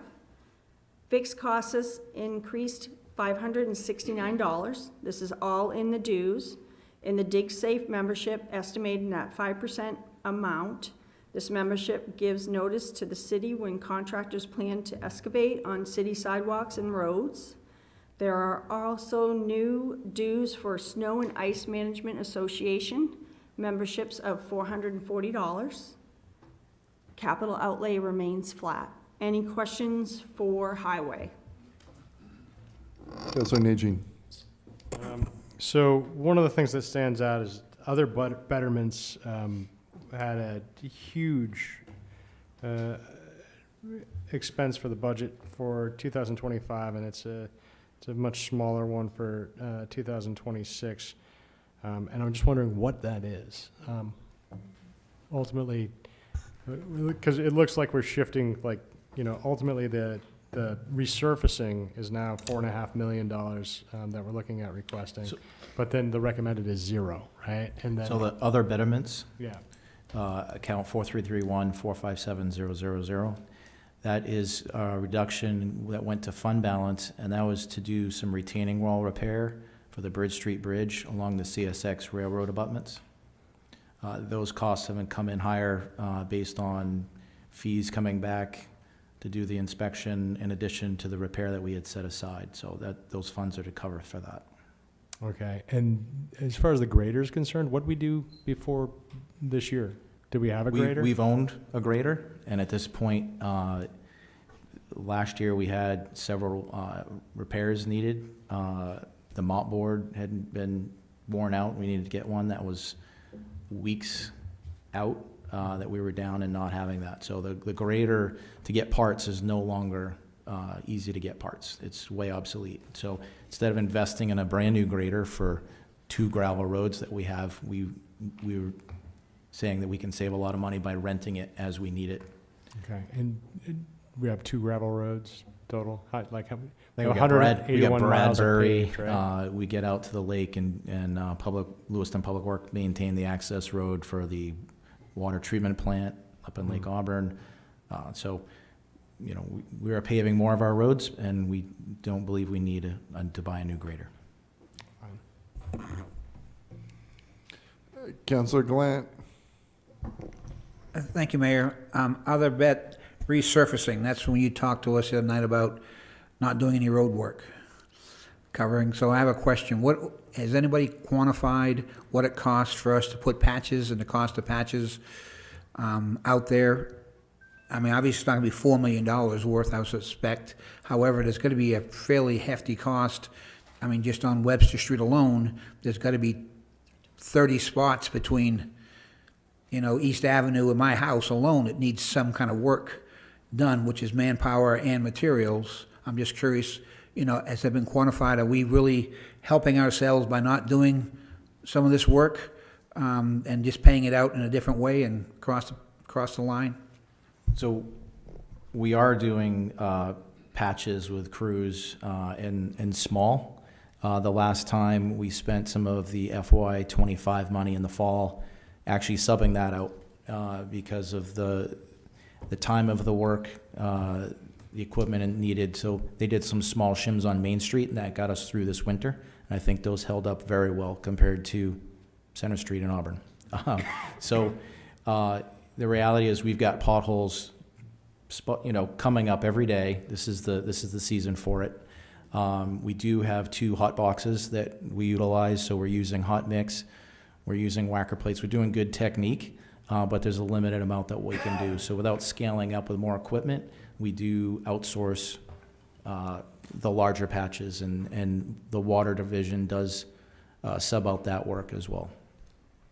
But have you kept track of how much we spent on patches? Yes. That's what my curiosity is, in the course of year to date. So in FY25, we spent $93,000 to date, and that's materials alone, not counting, you know, we charge to our, if it's a highway worker, they're charging to their normal base account. FY25, we spent $85,000. FY23, we spent $54,000. Going back, we spent $60K, $81K, and back in 20, we spent $83K. And you said that you have 2 units, but it's hard to keep up, so we have to contract out? Is that correct? The units, we've done some, we do have a small grinder. We do not have a paving machine. So if we're looking to do any type of trench work or finish pavement, typically we've found that, you know, having that contractor come in and has a small paving machine and do that work, it works best and lasts longer. All right. We do the small patches, the road aprons, the driveway aprons, and things like that around catch basin, that type of handwork, and use the appropriate compactors. The various road treatments that you'll see in the CIP, as well as the big capital outlay, that's really where we're leveraging our money with DOT projects or an MPI, or we're actually looking at a technical type of treatment that we're doing different. All right, thank you. You're welcome. Councilor Chittum? Thank you. Director Gagne, did I hear you say that we're maintaining the road to the treatment plant at Lake Auburn? Correct. Why isn't Auburn doing that? And we pay them. So our partnership with the Auburn Water District, because that's a joint facility with them, way back before me. Lewiston has Public Works with a grader, and we would go out and grade that road seasonally. We're renting it. We have equipment operators that can do that, and we split costs with the Auburn Water. Auburn Highway is typically not get engaged in that. It's typically been the Auburn Water District and the city of Lewiston. Okay, does Auburn Water does plow that road. Mm-hmm. So of all the different activities that are maintenance and are done on that road and facility, it's split, and it's tried to be split up where each entity can contribute without having a big cost to contract out. I appreciate that, but I'm cognizant of the fact that Auburn Public Works is much closer to that road than Lewiston Public Works. It is, we also go out onto Spring Road, Whitman Spring Road, and do maintenance on that road as well. We do roadside mowing. So Auburn Public Works has kind of no skin in the game, and it would be contracting out, paying to another entity where it's in-house talent and equipment. So we're not opposed to it, but that's just not something that we've done. Okay, and thank you. And now I'm going to address one of my favorite topics, and you're ready for this, I'm sure. Striping, street line painting. Yes. We paint streets annually, centerline striping. Depending on where it is and the amount of use, we actually have been trying to get 2 coats down in a year. Per year, okay. Correct. Have we done experiments on certain roads with less traffic to determine that perhaps every other year painting would suffice? I'm not sure we've called it a intentional experiment, but it's happened because of the drought year. We can get a lot of striping done. A wet year, I know that Steve Murch and the crews have been battling just to try to get 1 coat down in a year. So come this time of year, not only do we have potholes, we have very faded lines, stop bars, crosswalks, and items like that. So if we haven't at least gotten 1 coat down, those heavier trafficked areas, we like to get it down near into the fall, and that helps get us an application. Once it's worn off, it's kind of like losing the primer on a wall, and you don't get good recoat. So street line painting includes crosswalks and stop bars and other Correct. ancillary. We contract out for the long lines, Right. and then we have some in-house talent and crews that do the crossbars and some of the specialty markings, parking stalls, and as well. All right. I guess what I'm focusing on is the long lines, and you and I have had several conversations about striping roads and the criteria that are used in a determination to add or I don't know that it's possible to remove striping from the inventory once it's been done. I'd like to explore that because I think at $1,000 a mile for double yellow line, there is opportunity for saving in this particular line item. There's one road in particular that's dear to my heart, but I'm sure there are others where it may not be necessary to put double yellow lines down there. And as I say, about $1,000 a mile to do this, we could see some savings. Further, if there are lightly traveled roads where we could get by with painting only every 2 years instead of once a year or even sometimes twice, there'd be another way that we could cut back on costs. Thank you. Yes, absolutely. Councillor Najin? Yeah, I'd just like to reiterate that for some reason, Riverside, when it was paved, ended up with double lines going down it, and there's not any striping in the entire neighborhood, with the exception of Riverside. It seemed odd that it would just pop up when no other street ever had it before. And so I don't know if it was just like a bonus and St. Laurent was like, here's a line, enjoy it. But if we're maintaining that, it isn't consistent with any of the other streets in the neighborhood. So my question would be, why have we decided to add it, I guess? I'm not sure about that specific one. We'll put it on the list along with Councilor Chittum's list, and we'll look into it. I do know that, for example, Park Street, when we paved Park Street, striping it was part of it. So the contractor had a subcontractor come in and stripe it. So they did the crosswalks for Simonis, and we had a specialty crosswalk there as well as the stalls. So that was very good, and the prices for that were good. We definitely use Federal Highway AASHTO MUTCD. So we do the standards to look at. We are not striping a lot of the roads in neighborhoods and whatnot. So as well as stop bars, crosswalks. So we're trying to be more consistent on those areas that they are absolutely needed, and we're looking to do more piano keys, and we've talked in the past about elevated crosswalks and all the flashing, and so that's coming on the major crosswalks. On the small side streets, absolutely, we don't have the width for an edge of travel or a center line, and we're not looking to do that. But on those streets that it's a judgment, we are definitely conferring with federal and state standards, depending on the use and type of the road, as well as some of the concerns. some of the concerns on some of the rural roads have, that on one in particular, I believe, was it's foggy, it's hard to see the curve, the lighting's bad and whatnot. So if we don't have infrastructure out there to add lighting or signage is already there, then striping is one of the cheapest ways that we can actually improve safety dramatically. And whether that's a edge of travel or a center line, it's very cheap and efficient. But I hear absolutely what you're saying, and we don't want to add to the inventory. We don't have staff just adding inventory. When I've okayed a stat, I think the last one was Rideout. And Rideout was an extremely wide area. I was getting complaints of speeds that were, and you're talking about PD going with enforcement and the posted speed limits. So we actually went out there, and it was kind of a mismatch coming off Zimbatis and then getting out into the end of it where there was striping and parking and narrowed up. So putting an edge of travel way and establishing some lines actually slowed that down and I think improved that road. So we want to be very thoughtful, and we don't want to add to the inventory and add to expense, just to give you that background. But we'll continue to work on it, answer any questions you have. Okay. Set. Winter operations is on page 56 and 57.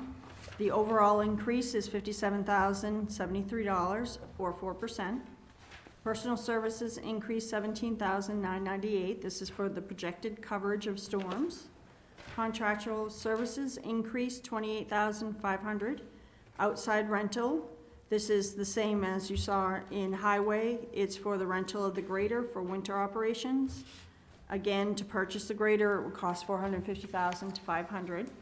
Supplies increased $10,575. Mostly in other supplies at $6,870, which is the cost of the salt. The quantity for salt is staying the same, but the rate is increasing from $80 to $82. An increase in constructional materials of $3,750, which is due to the sandboxes that need repair, and fixed charges remain flat. Any questions? Councillor Chittum? Is the $451,000 vehicle renter, is that a transfer to the city-owned fleet? So we're renting our own vehicles then? Correct. Each division, except for water and sewer, rents from the municipal garage. Okay, And and depending the- on what budget account that is, then it's coming out of winter operations to pay for those Sure. projects. Okay, well, So this grader, sorry, this grader is an outside rental. I understand, that was Okay. my next point, was the grader is, we don't own that, so we rent it from Easy Rental or Correct. somebody. But the plow trucks, those are owned by the city, by this fleet, and Public Works Winter Operations rents them from the fleet. Correct. We do not rent outside. Right. Thank you. Yep. Councillor Harriman? Thank you. So I didn't realize that we also use the grader for winter operations too. And if we add that to the gravel road maintenance, it looks like, I just did the math real quick, it looks like in about 15 years, we'd be reaching that $500,000 that it would cost to buy one. Of course, we'll have the maintenance and all that if we were to own it. Are you thinking to continue renting it for now and possibly buy one in the next few years, or are you thinking we should just continue renting it for the foreseeable future? So based on conversations with Reggie Poussard, our operations manager, as well as Phil Brienza, our fleet manager, at this point, we're recommending to rent and for the foreseeable future. The cost of these units are still expensive. They're still need to be built. So unless we're going to buy a used one, we're just not seeing. We used to have several graders. Icy conditions, we used to use them, and we would break stuff, right? I mean, what we're trying to do in winter operations is pre-treat, and that allows us to have more of a brine solution, and then when we need to, it's scrape often, so it's not building up and creating a thicker slush to pull people around and cause issues. I think the crew and leadership has done a great job this winter with that. So that's the goal. So we don't have thick ice frozen that we need to come in with a grader and try to break it up. All right, thank you. Councillor Chittum? Yeah, to Councilor Harriman's point, what's the anticipated life of a new grader? Phil, what's the age of this grader? It's 2005. So It's barely alive at this So we've kept it past its life because we can't get parts, and that's 20 years. Okay, so with a 15-year payback on the rental rates, it's a toss-up. Yeah. Add to that the fact that we are going to be seeing fewer and fewer gravel roads. I know that the paving of a certain portion of Bradbury Road was in the capital improvements plan for last year, but that's been put off, I think, until 2027.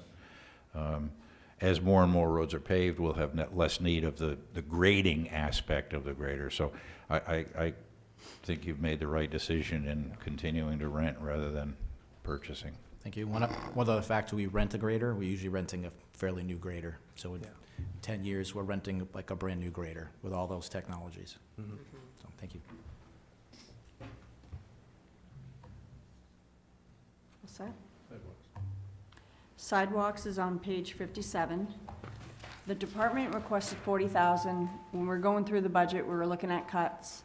This was one of the lines that I cut and I did not fund by fund balance. The reason for that is there is still $605,000 in the account not spent. So I chose to remove this from the budget. You can put it back in, or you can put it in fund balance, but I just wanted you to be aware of that. Councilor Nagy? So the 605,000 that is remaining currently, there are projects, I assume, that it's slotted for, Correct.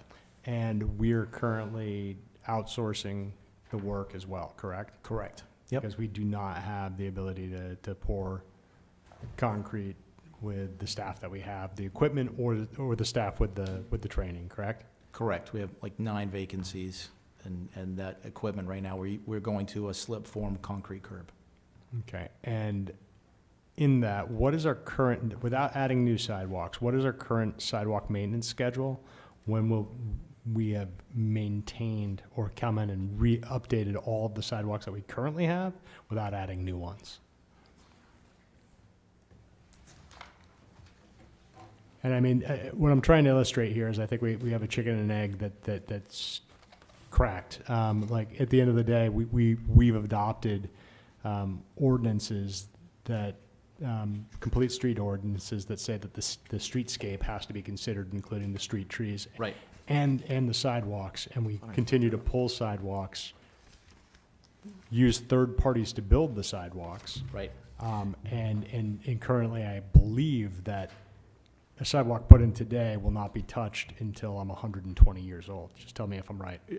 It's really close. I think we're over 25 years. I think we're around 27 years for a return to do something to a sidewalk that we put in. Okay. So I just think that in the future, it's a tight budget year, but in the future, we really need to figure out whether or not it's worth it to outsource that. We've discussed internally trying to get a small crew to be able to do some of this work. We had crews that did that. Right now, just with CDLs, just with in-house ability, we're not able to. But in the next couple of years, we'd like to be able to come back and say right now we're doing what's heavy on maintenance with the staff that we have throughout the city. So I just wanted to mention that there is 500 in the LCIP for sidewalks. So it's not like they would not receive any money if you approve that LCIP. Streetlights is on page 57. The overall increase is 126,428, or 17%. Personal services increased 6,662. There are 4 employees in streetlights.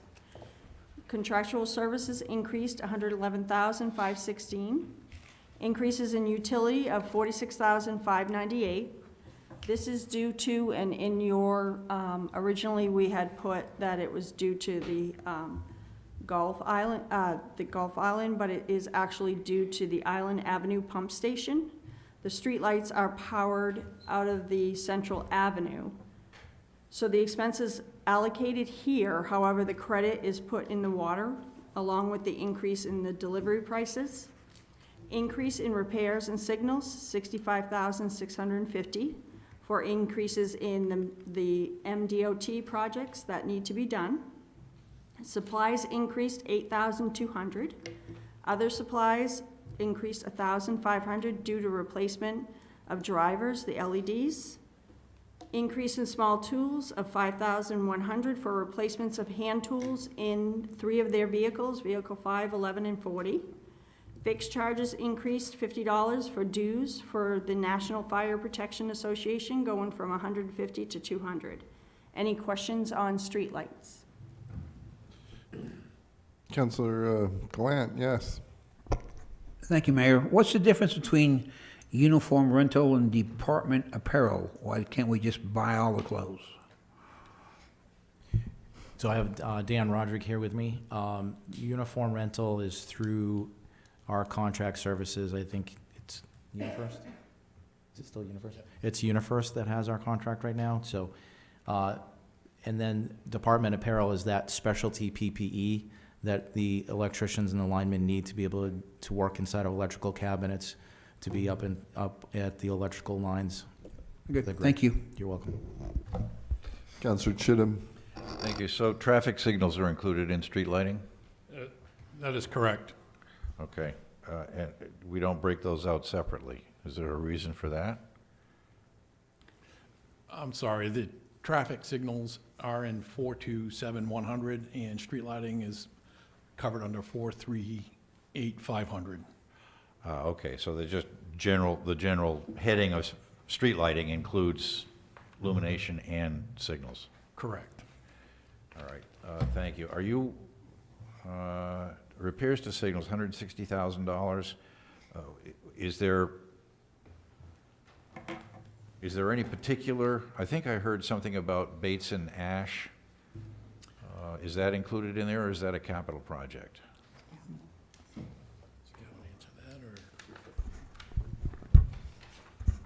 So the repairs to signals is just that. Anytime that we have uninsured blowdowns, poles, or that's when, you know, we try to go after the insurance company of the driver or the, so that's to cover those repairs. Capital projects and this signal that we're talking about will usually be a capital outlay. If we can do it with DOT, we've done several signal project upgrades with DOT.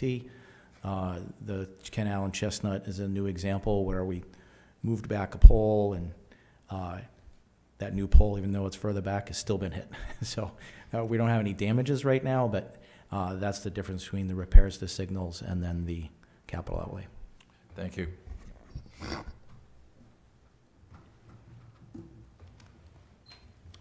Next is waste recycling collection on page 57.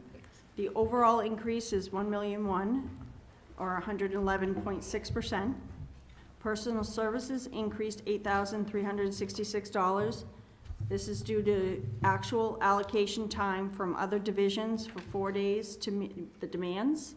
Contractual services increased $1,000,001. The increase of $1,000,001 is all in waste collection services. This is due to the new service contract for the new automated side loaders, which includes the bins, maintenance of the bins, and the customer complaints. Increases in vehicle rental of $5,984. This is due to 4 days of rental request. Outside rental increased of $1,500 for rental of wood chipper for 3 weeks, which is the same as fiscal year '25, but the rate has increased slightly. Any questions on waste and recycling collection? Councilor Harriman. Thank you. So the salaries and wages, those are our employees doing that. So what are they collecting? Is that like the trash cans around the downtown, or how is that figured in? So I have John Kaczynski here, and I'll let him answer that. Yes, John Kaczynski, Environmental Services Superintendent. That's for the spring cleanup of the brush and the wood debris. Okay. So that's nothing to do with the curbside collection. Okay. That's that separate spring program. All right, thank you.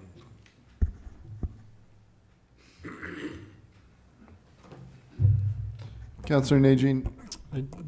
Just one of the things that you had mentioned about the maintenance for the bins. So I know that under the new contract, there was an absorption of costs because we didn't defer the cost for the bins to citizens. But I guess the question is, did we also contract to repair any bins without the resident taking on the cost?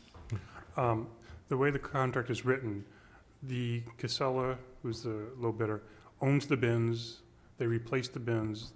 The city has no responsibility for the trash containers at all. Okay, I gotcha. And so ultimately, if somebody wanders off with my bin, right, then I call Casella and get a new bin. Right. And Okay. it's up to them if if you do that 10 times, they might want to charge you at the end, but Okay. And at what point are we going to just go over for the public what this new program looks like so that they're aware? Because I know that there's some changes that are coming, and I think that the public would be interested. And I know the rollout was like 18 to 24 months based on when we could get the bins, so. right. Yeah, we're looking for the next fiscal year to be the same, where they're still getting the trucks. It'll be the spring of 2026 when we're going to start rolling out a robust education program, getting the word out. We have already talked to Ange, the marketing director, about a marketing program, and that's where she came up with the cart to curb. And so we're setting all that up. That's one of the items in our next budget, was also for some printing for that rollout. Gotcha. And what I'm looking at here, because obviously this program is not going to be in place this fiscal year, but the contract amortizes that increase across all of the years of the new contract, correct? Yeah, Okay. it starts this fiscal year. We're going to be starting for the education the end of next fiscal year. It's just that one increase is a lot of the overall city budget, and so that's why I have these questions, so. Councillor Chittum? I agree certainly with Councillor Najin. This is one of the biggest hits to the city budget. I'd like everyone to be aware that rather than negotiate with Casella for a continuation of their contract, the council directed that there be competitive bids for this. We did receive 2 bids, and Casella was the low bidder. Their prices reflect the conversion, the acquisition of new equipment, which I'm learning just tonight will not be in effect this year, but will be in effect next year. So to reiterate what Councillor Najin has said, this is an amortized roughly $10 million contract over 5 years. The effects of that will not be highly visible to the public this year. We will be waiting until next year to do that. But this was done with open eyes, with competitive bidding. So it is a painful hit, but it's in, if we want to maintain trash collection, curbside collection in the city, this is our choice. All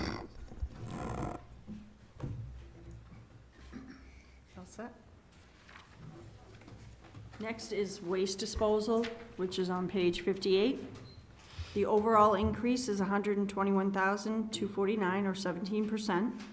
Personal services increased $31,480, attributed to steps. There are 4 employees in waste disposal. Contracted services increased $89,524.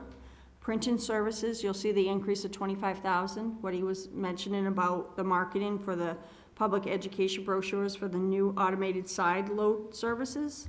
Utilities, $23,966. This is all due to electrical. $6,917. Water, stormwater, and sewer at $17,152. And a slight increase of $103 in propane.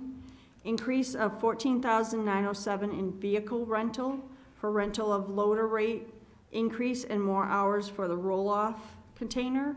An increase of the regulatory compliance of $19,318 due to the quarterly inspection of the solid waste facility.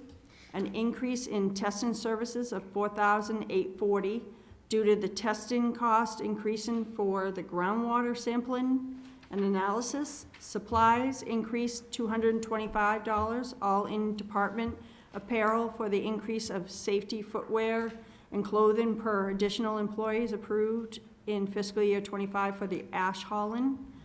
Fixed charges increased $20. This was a slight increase for the SWANA and the ASCE membership. Any questions on that department? Councilor Chittum. Thank you. Yes, I'm wondering why printing is under waste disposal rather than waste collection. It doesn't really matter, we're going to spend it anyway, but it would seem to fit since this is for advertising and rollout of the new collection system. The department is, the waste disposal is the actual department, and that's why it was put into that. Okay. Testing services and regulatory compliance, are there new regulations that came down from DEP that are causing these increases? We're having an increase in the landfill and the reporting costs that are based on the DEP schedule they put out every November, and that's reflected in this, and they go up every year. We don't have an increased frequency of testing or No, it's not- additional no, we're- parameters? This is simply a cost of Yes, business? the annual expense. We have, I got a quote from Haley Ward, Haley Ward's our current contractor, and they gave me the cost, and it went up a few $1,000s, so. Okay, all right, so we can't blame the state for unfunded mandates of additional requirements then? This No, is it's the simply same testing program, it's just a Yeah, matter of okay. laboratory testing getting more expensive, Yep. the labor to go out, collect the samples and so forth, and then, of course, the labor to create the reports, and they also create a database that gets sent to DEP of all the test data from the landfill for all the parameters. Right, okay, thank you. Councilor Glant. Thank you, Mayor. I noticed we zeroed out vehicles and other betterments. What were they looking for, and what was the logic to make it go away?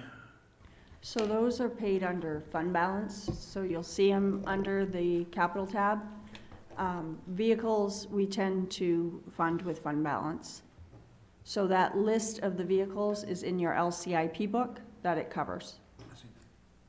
Just to Thank you. clarify, the vehicles are actually roll-off containers that we use for our operation.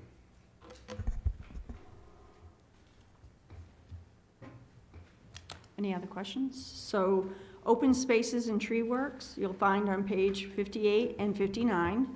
The overall increase is $144,369, or 10%. Personal services increased $11,281. This is due to overtime, $15,000 to cover assignments and after-hour emergencies. This is offset by salaries due to the credit for cross-charging for winter operations. There are 14 employees in this department. Contracted services increased $128,434, an increase in utilities of $15,754 in electricity. There are 14 CMP accounts in this account. Increase in vehicle rentals of $33,000 due to the increase in city activities and the field maintenance agreements. Repairs to building, $14,750 due to the skate park wear and tear, the Ron Moran replacement of fence, and the basketball hoop replacement. Repairs to grounds, $10,137 for turf maintenance and porta potty city portion. Maintenance of trees, $27,500 due to the hazard tree work. Supplies increased $4,576. The large increase is household supplies of $3,924. This is due to the increase in cost of materials and to purchase 30 portable heavy-duty trash receptacles. Fixed charges increased $78. This is all in meals, which is a contractual obligation in the union contract for when working over 8 hours consecutive. Any questions on open space and tree work? Councilor Harriman. Thank you. So under the vehicle rental, it's about $340,000 a year. What are they renting? And I assume it's more cost effective to rent than to buy, but I'm just curious what those vehicles are. Hi, Megan Bates, Deputy for Maintenance and Operations. So for the internal rental from the municipal That's the garage. internal, okay. Yeah, we're renting everything you can imagine for maintaining the artificial turf as well as the natural turf. We maintain all the cemeteries, actually, really all the public green spaces in the city of Lewiston are maintained by this crew.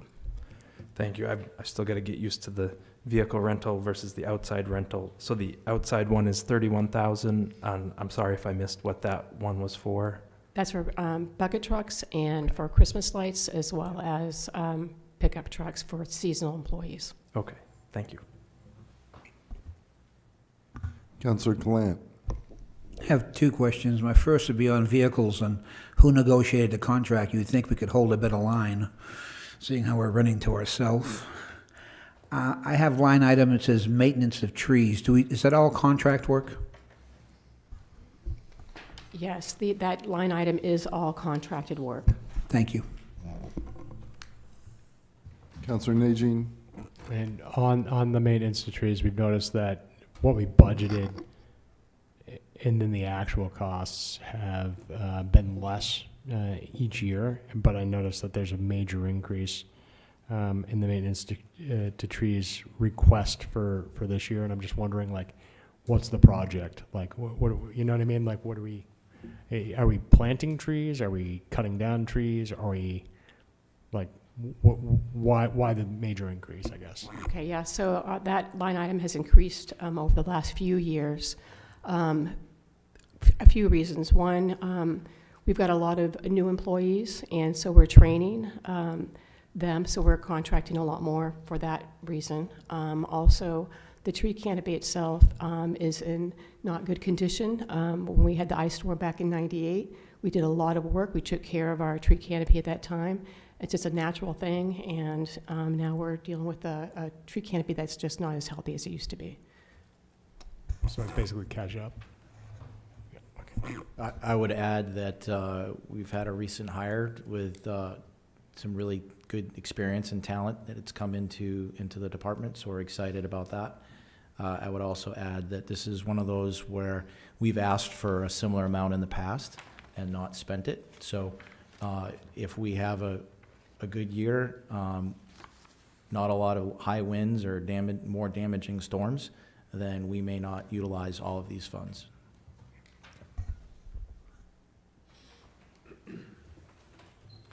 Next is hydroelectric canals on page 59.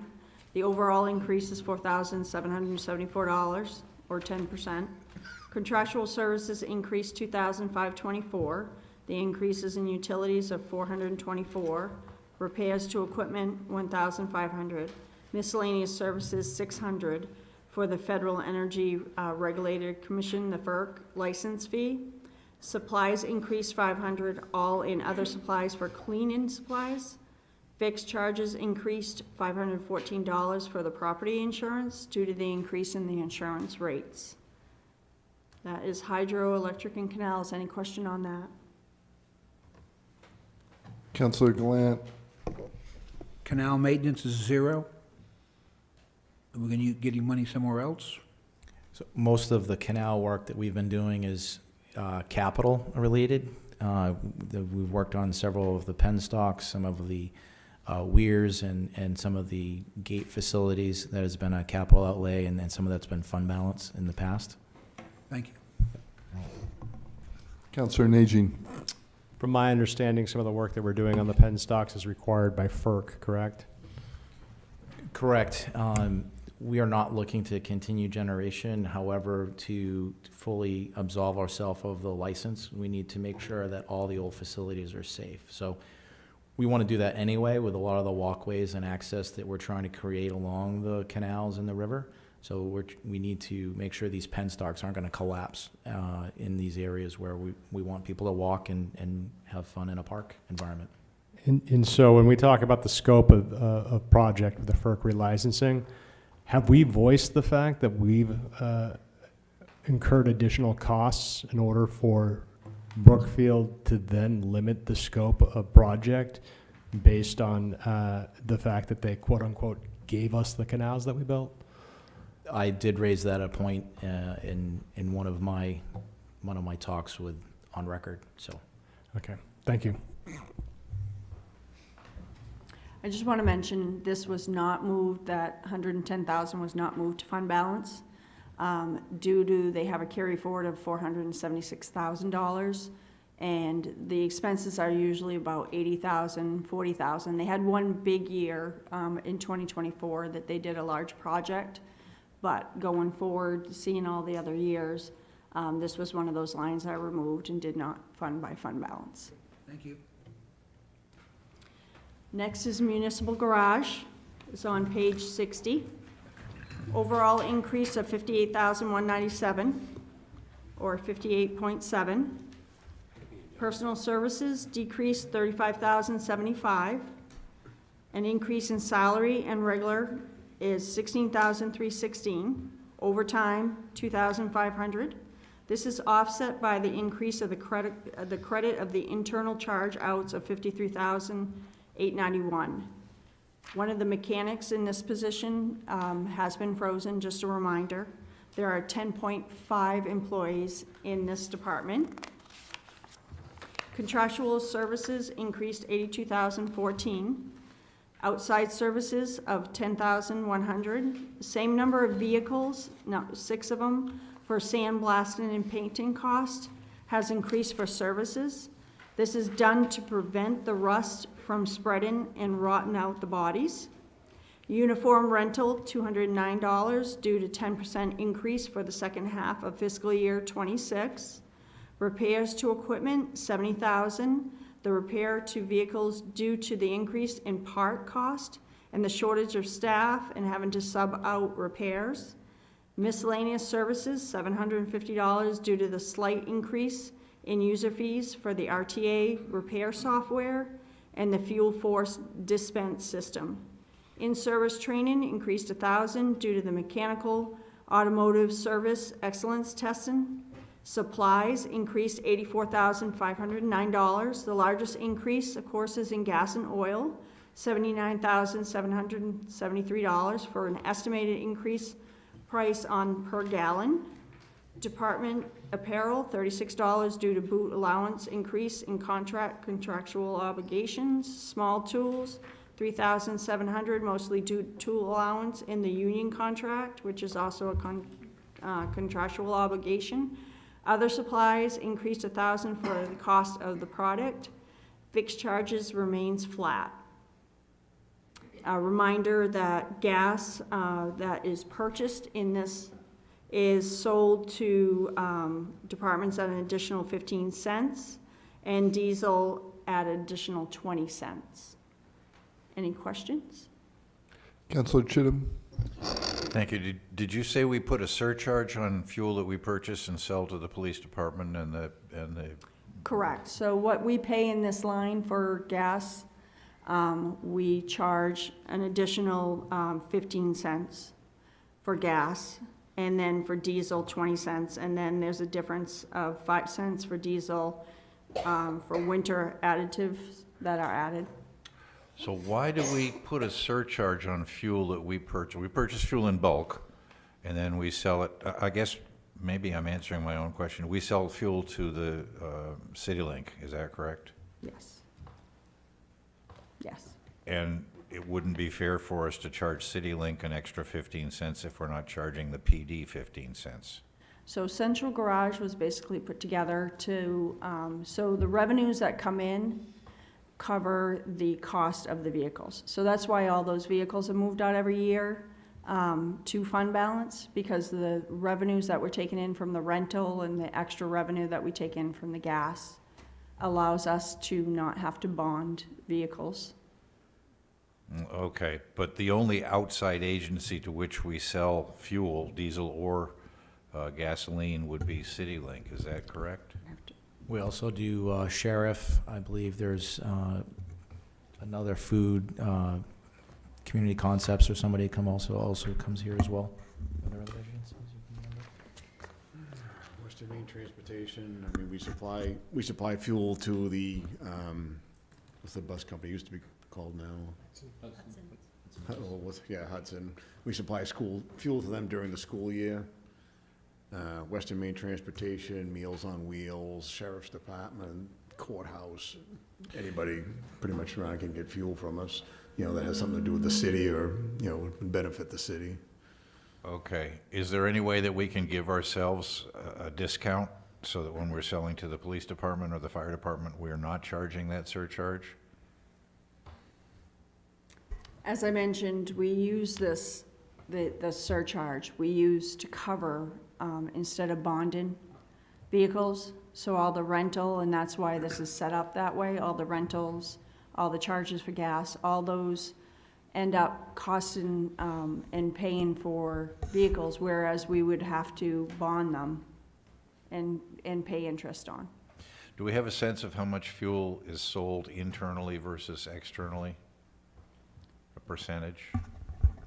I'd have to get that number for you. I've never looked at it that way. Okay, all right. Well, I'm just looking at money coming in from the outside versus money being transferred within internal accounts, and the question there. I'm sorry, I've got another question, but it's left me. And It's what, I'm sorry? the question that I was going to ask has gone. So Oh, left you? it left Oh, me, yes. Okay. So Well, I'd like to come back, but while I search for happy that. to recognize you again in the future. Councillor Najin.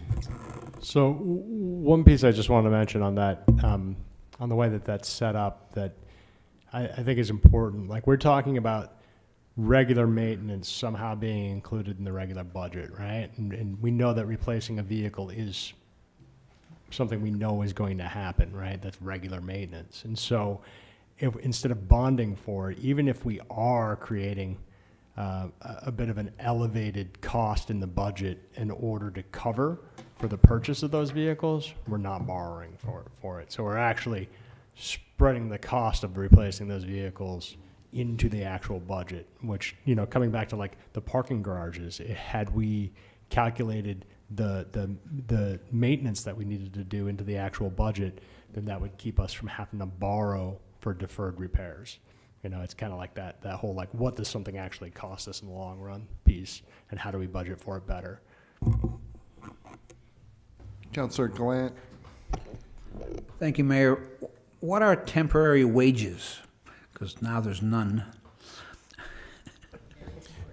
So we had, I'll let Phil talk a little bit more about it if you want more details. Phil's been working on recruiting to get younger people into the garage and have them see what type of a career they could have in here. So those temporary wages help support and get people in that are either in high school or college, or and those have been part of what's frozen for this year. So a question would be to Phil, was it profitable for you to have them come? We haven't had any yet. That, The money wasn't available till July of last year. That was the first time we would have the funding. But by then, all of the college kids have jobs by May, so we couldn't hire any. And that's what we're looking for, is trying to get the kids from Southern Maine and Central Maine Right. Community College. You know, I've been working with them. I visit them. I'm part of their advisory board now. And that's what we're trying to get. You know, we tried with the high school kids, but that didn't work out so well. So we've been trying to get the college kids for several years. I've been at this for almost 3 years now, so this would be the first year that we probably would get somebody to hire, but now the jobs are frozen, so.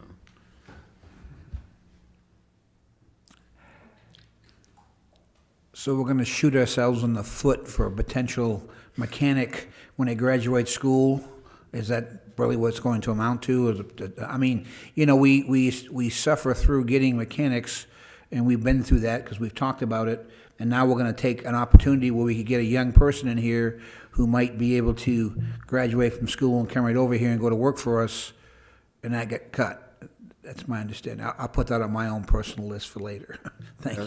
That's what we're trying to do. I mean, the teachers at the college tell us that a majority of these kids, once they go there for a summer or two, when they graduate, they usually stay there for, you know, at least 4 or 5 years anyways. They may move on after that, but at least they come back and stay there for a few years. Yeah, and Councillor Glenn, I would argue that if, Phil here has a very promising candidate and we still need a mechanic, he can come back to us and we can evaluate it at that time. Councillor Najin. So that begs the question, because we allocated a certain amount of funding last year and now we've frozen the position. What happens with the extra $64,000? Where does that sit? We froze 2 positions. Right, I realize that, but what I'm saying is that we allocated Right. 73,000, we spent 9,000, there's 64,000 left over, but we've frozen the position. Correct. So if he doesn't use that, if he hires somebody for May and June, then he'll use that up. If not, that will roll right into your fund balance at the end of the year. So that goes in the fund balance. Okay, Correct. perfect, thank you. Councillor Chittum. Thank you. It came to me. The question is really for Director Roy. How do we get from the original budget to the revised budget?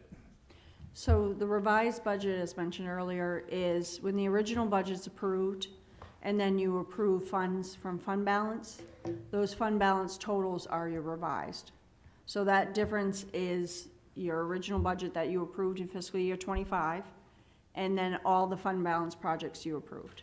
So he always has a revised, because we fund our vehicles through fund balance, and some of the equipment through fund balance. So those lines are usually revised. Okay, and it's standard protocol to measure the percentage change from the original budget rather than the revised budget? We do it by the original, because technically that's what was approved. Okay, thank you. All set? Public buildings on page 60 and 61. The overall increase is $1,022 or 0.2%. Personal services saw a decrease of $4,801. Decrease is all due in salary due to increases in steps offset by the recreation, police, and library credit that wasn't in your fiscal year '25. So there were some new positions, but there is, I believe, one position that wasn't in there, that didn't have a credit. This year you see 3 credits, which lowers the salary line because those credits are being charged to library, police, and recreation. Overtime is increasing $20,215 to cover the additional employees hired in fiscal year '25 for the armory, the bathroom, and the police. In this department, there are 8.5 employees. Contracted services increased $4,821. An increase in miscellaneous services of $4,581. This is due to the cleaning of the new public restrooms.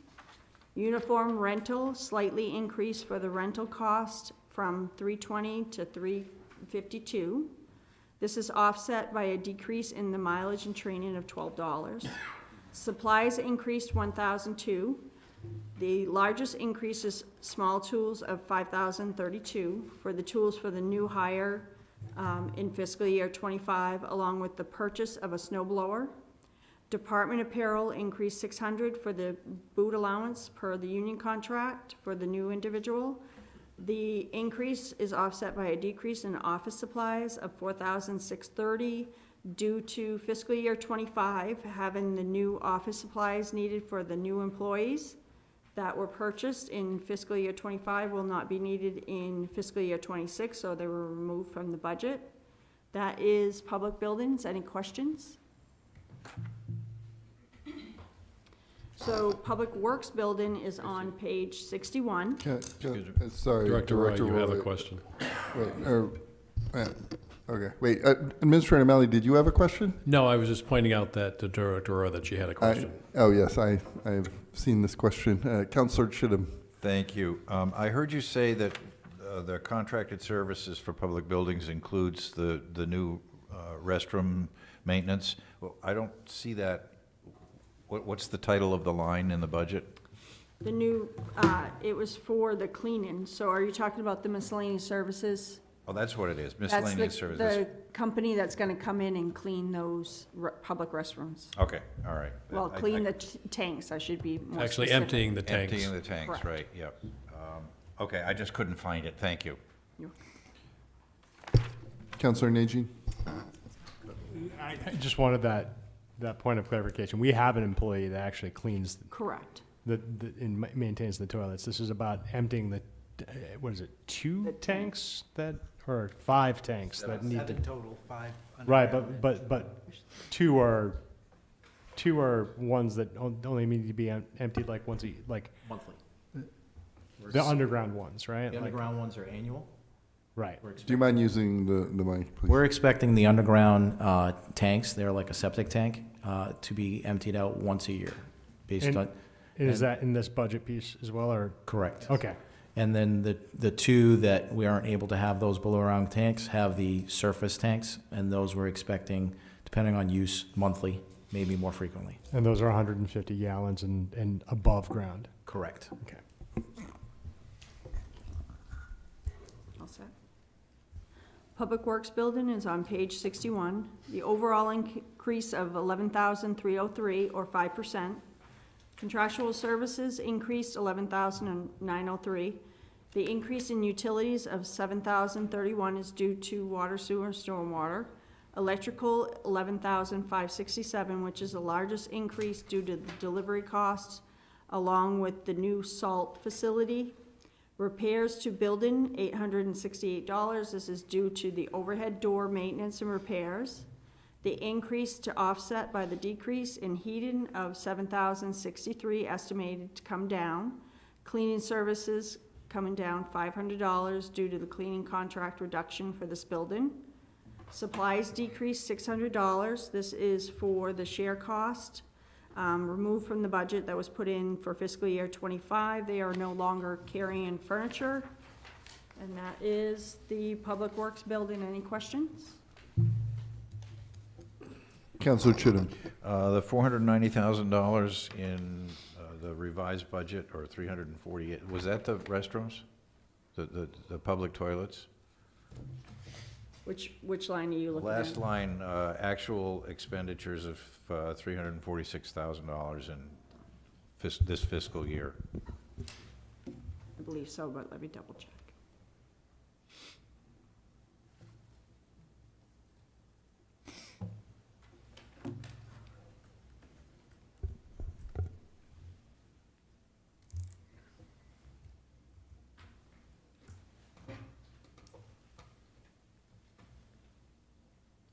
The 490 was, 350 of it was for public restrooms. The remaining was a carry forward from the year before. Okay, thank you.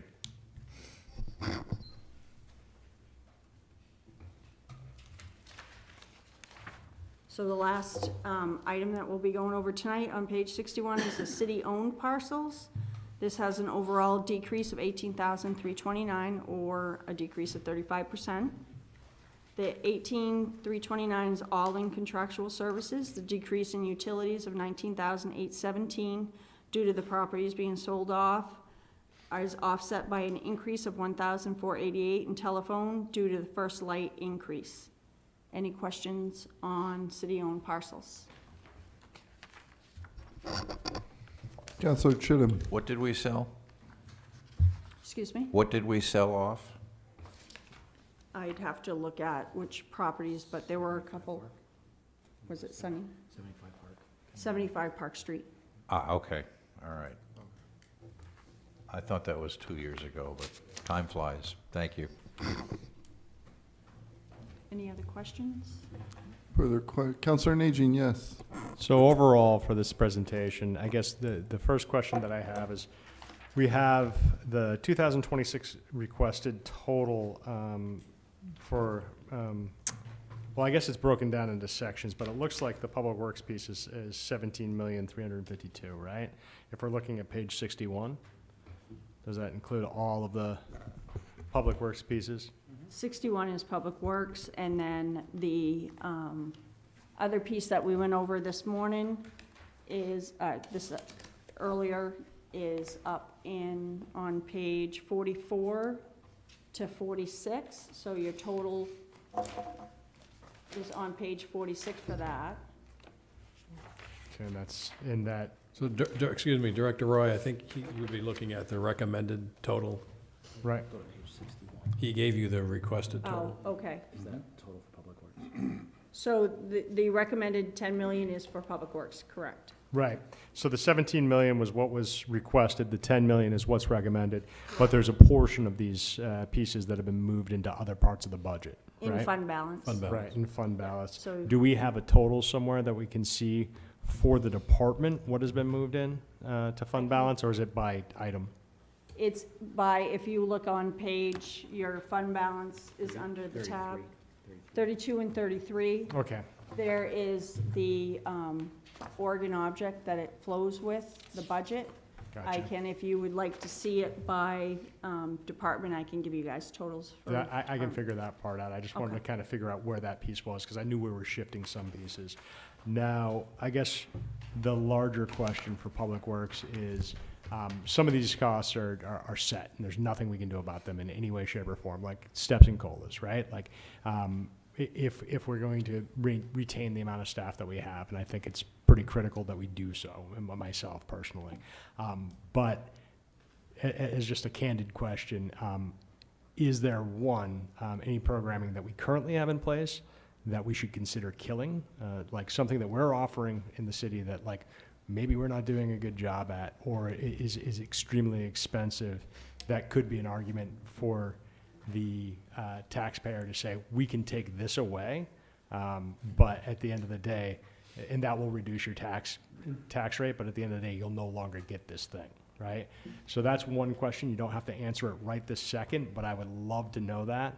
And then secondly, for the costs that are not mandated by contract, if we reduced everything by, like, let's say 5% or 10%, would you still have a functioning budget? Thank you for the questions. Thank you for time on one. To that other point, the second question is,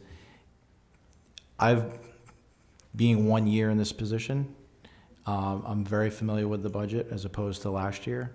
I can tell you that it's going to sound like a weasel answer, but the reality is it's kind of like in the utilities that'll be coming up. If we have a good year, if we cut it and we went with a 10-year low on our average, and we grabbed a 10-year low and we had a good year, we could be right on budget. We've typically, since I've been doing budgeting, has been a 3-year budget average. Last year was an off year on weather on a lot of fronts. So a lot of what Public Works does is relate to weather, relate to different events. So those storms through the winter, if it's 5 large storms bigger than we estimated, can blow a budget. If we have a drought year, we can save a budget. And it all depends on how conservative the admin has been and how conservative you all would like to be. So if you want to be very conservative on paper, it could look good, and we could be back to you guys saying, look, we underfunded, we're over budget, and we need funds. That's just the nature of budgeting, and I don't know how to answer it any better than that. I'd like to say that with the bump that we've had in the PW unit, we've seen some real talent come in. So we're starting to see people come in with their CDLs, with experience, and that's what we really want on our fleet. So we've had a lot of different storms. Councilor Roy and I were talking about this at the beginning. A new person every run last winter was killing people's neighborhoods. So we want that stability in what's going on, and consistency, and it's overall safety of the city. I also agree with Administrator O'Malley that I really don't want to lay actual people off. That I think we have dedicated, hardworking people throughout the city, and that we want them to be here. They chose to come here. We spent the effort in hire them and training them, and would like to retain them. So I do agree with the freezes that we've had. I know Phil's been working very hard, but I think that's appropriate, and we can come back to that if we find candidates. But I will get back to you on your question one of saying what we're doing very poorly and we should stop. I can tell you that some of the things that we're committed to, I think the things coming down the line that we need to kind of get ahead of are going to be our next landfill. Right now, I think we're managing it very well. I think the ash to trash deal is saving us a lot of money. I think that our partnerships are saving us money. However, when we fill that cell, we're seeing overall statewide and even New England permitting of new cells very expensive and takes 8 years. So we need to put that in the CIP in a longer window than 5 years if we want to get ahead of it and not have a big tax increase related to that. So that's one concern. The off topic, but it's related to what customers are paying. The SOAR related budget, right? That's we could say it's all unfunded mandates, but it's our system, right? So we're trying to improve old pipes, not have failures, backups, environmental. 38% of the cost of the SOAR rate is going to treatment. So there are things that we're paying for that, like you said, are really not something we can choose to do more efficient. If we stop lining projects, then we can't get the II out. But I will look and talk with staff to see what we could do to possibly stop doing and save a lot of money.